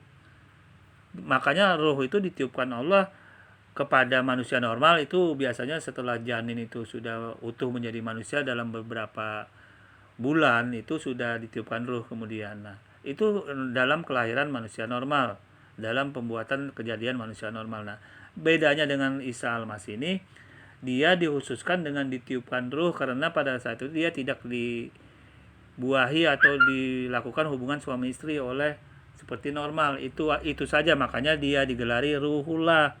Dengan kalimat Allah dia jadinya gitu loh. Itu saja yang membedakan. Kita lanjut. Oke. Sudah apa namanya? Sudah sinkron antara ayat satu dengan ayat yang lain. Ini juga kalau orang Islam memahami pasti masuk Kristen gitu. Baik. Ya, terima kasih Pak Abi. Ya. Justru di sini umat Islam tambah yakin bahwa dalam posisi ini Anda hanya ngalur ngidul ya. Sudah minjam punya milik Islam Ruhul Kudus, mengklaim sesuatu tidak bisa menunjukkan fakta dalilnya, ya, mengatakan itu milik Alkitab, milik Bible, milik ajaran Kristen bahwa Ruhul Kudus, tapi tidak menunjukkan buktinya, tidak menunjukkan faktanya di dalam Bible. Mana ayat yang berbicara tentang kata-kata Ruhul Kudus ya. Ini sangat terbantahkan semua ya. Kita lanjut dulu. Ya, teman-teman, kita sudah di penghujung acara. Baik, saya sebelum tutup saya persilakan Pak Jenderal kasih kesimpulan. Silakan. Luar biasa, dahsyat. Kesimpulannya adalah saya sangat diberkati dan saya yakin saudara-saudara di seluruh dunia akan diberkati. Anda diberkati, jangan lupa like, subscribe dan share, terutama share supaya kita bisa menolong yang lain-lain yang lagi bingung. Anda yang sedang bingung dengan keimanan Anda, belajarlah dengan jujur dan jangan belajar dengan asumsi, dan tentukan kebenaran Tuhan yang benar. Kebenaran Tuhan yang benar, saya tidak akan bosan-bosan menyampaikan hal ini. Oke, saya jawab dulu ya. Tunjukkanlah, jangan pakai asumsi. Yang mana yang pakai yang membuktikan Anda tidak pakai asumsi? Saya sudah buktikan bahwa mana dalilnya yang Anda pegang. Anda kan ngeles nih, Ruhul Kudus itu berasal dari bahasa ajaran Anda. Sekarang Anda nggak usah ngeles lagi, tunjukkan saja mana dalilnya dalam Bible Anda, perjanjian bahasa Ibrani dan Yunani, ada kata Ruhul Kudus itu saja, nggak usah ngeles Pak Heri, nggak usah kesana kemari. Yang jelas Anda sekarang tidak bisa menunjukkan dalilnya, ayatnya yang menunjukkan ada Ruhul Kudus dalam kitab perjanjian baru Anda maupun perjanjian lama Anda, yang dalam bahasa Ibrani maupun Yunani kata Ruhul Kudus itu. Kalau nggak ada ya udah, Anda nggak usah ngeles. Anda yang ngeles ini. Anda nggak usah berasumsi mau sok-sokan mengatakan Ruhul Kudus itu berasal dari ajaran agama Anda. Buat malu aja gitu loh ya. Kita lanjut. Yaitu yang memberitakan salib, ketuhanan dan kemanusiaan. Kalau agama itu hanya menekankan ketuhanan saja, kemanusiaannya tidak, maka itu akan jadi barbar dan akan penuh dengan tipu muslihat. Siapa? Pokoknya siapa saja. Ya, saya tidak mengatakan A dan B. Pokoknya kalau tidak memberitakan salib itu jangan ikuti. Pasti itu tidak manusiawi biasanya. Dan dia mengatakan kalau tidak memberitakan salib tidak manusiawi. Ini artinya dia menentang ajaran Musa, Yahudi, karena ajaran Musa nggak ada salib pada saat itu. Berarti nggak benar dong ajaran Musa. Apakah nggak benar ajaran Musa? Ini berarti terbantahkan. Padahal dia sendiri, ajaran mereka ini meminjam kitab mereka, meminjam kitab Yahudi, meminjam kitab Taurat perjanjian lama. Bagaimana Anda mengatakan tidak benar ajaran yang tidak yang tidak menjalankan salib? Terbantahkan langsung, ya. Bila kita rujuk ke belakang, ajaran Yahudi nggak pakai salib. Tidak ada salib pada saat itu, tidak ada penebusan dosa segala. Buktinya mereka ajaran yang benar. Diakuin kok. Ya, mereka selamat masuk surga juga. Jadi dalam posisi ini salah, terbantahkan sendiri argumen Pak Heri ini gitu loh. Kita lanjut. Pengikutnya akan menjadi tidak punya hati nurani. Terima kasih Abi, luar biasa. Saya berharap tidak bosan-bosan untuk dihubungi Pak Hin yang luar biasa itu, ya. Ini adalah tim sus IKIM di Australia yang Oke, demikian ya untuk review saya kepada akun ini. Intinya gimana? Intinya ya kalau sudah tidak bisa membuktikan bahwa kata Ruhul Kudus itu berasal dari ajaran agama Anda, cuma klaim-klaim kosong doang, tidak ada pembuktian, ya malulah gitu loh. Ya kalau bisa tahu diri lah, kalau meminjam bahasa milik Al-Quran tuh ya sadar diri, janganlah merubah-rubah artinya, ya kan? Ya malu. Kalau Anda punya kitab asli, ya pakailah. Walaupun umat Islam itu lahir ajaran Islam itu lebih dulu Kristen, tapi umat Islam sportif. Bahasa Al-Quran yang dipakai, milik Al-Quran yang dipakai, nggak pinjam-pinjam bahasa milik orang lain, kitab orang lain, ya. Ruhul Kudus itu dalam bahasa Al-Quran. Saya cek dalam kitab bahasa asli Anda, bahasa Yunani nggak ada Ruhul Kudus. Jadi buat malu aja kalau Anda merasa sok-sokan walaupun duluan lahir ajaran agama Anda, tapi faktanya Anda pinjam-pinjam bahasa milik orang lain, agama orang lain. Oke, demikiannya review saya. Kurang lebihnya saya mohon maaf. Assalamualaikum warahmatullahi wabarakatuh.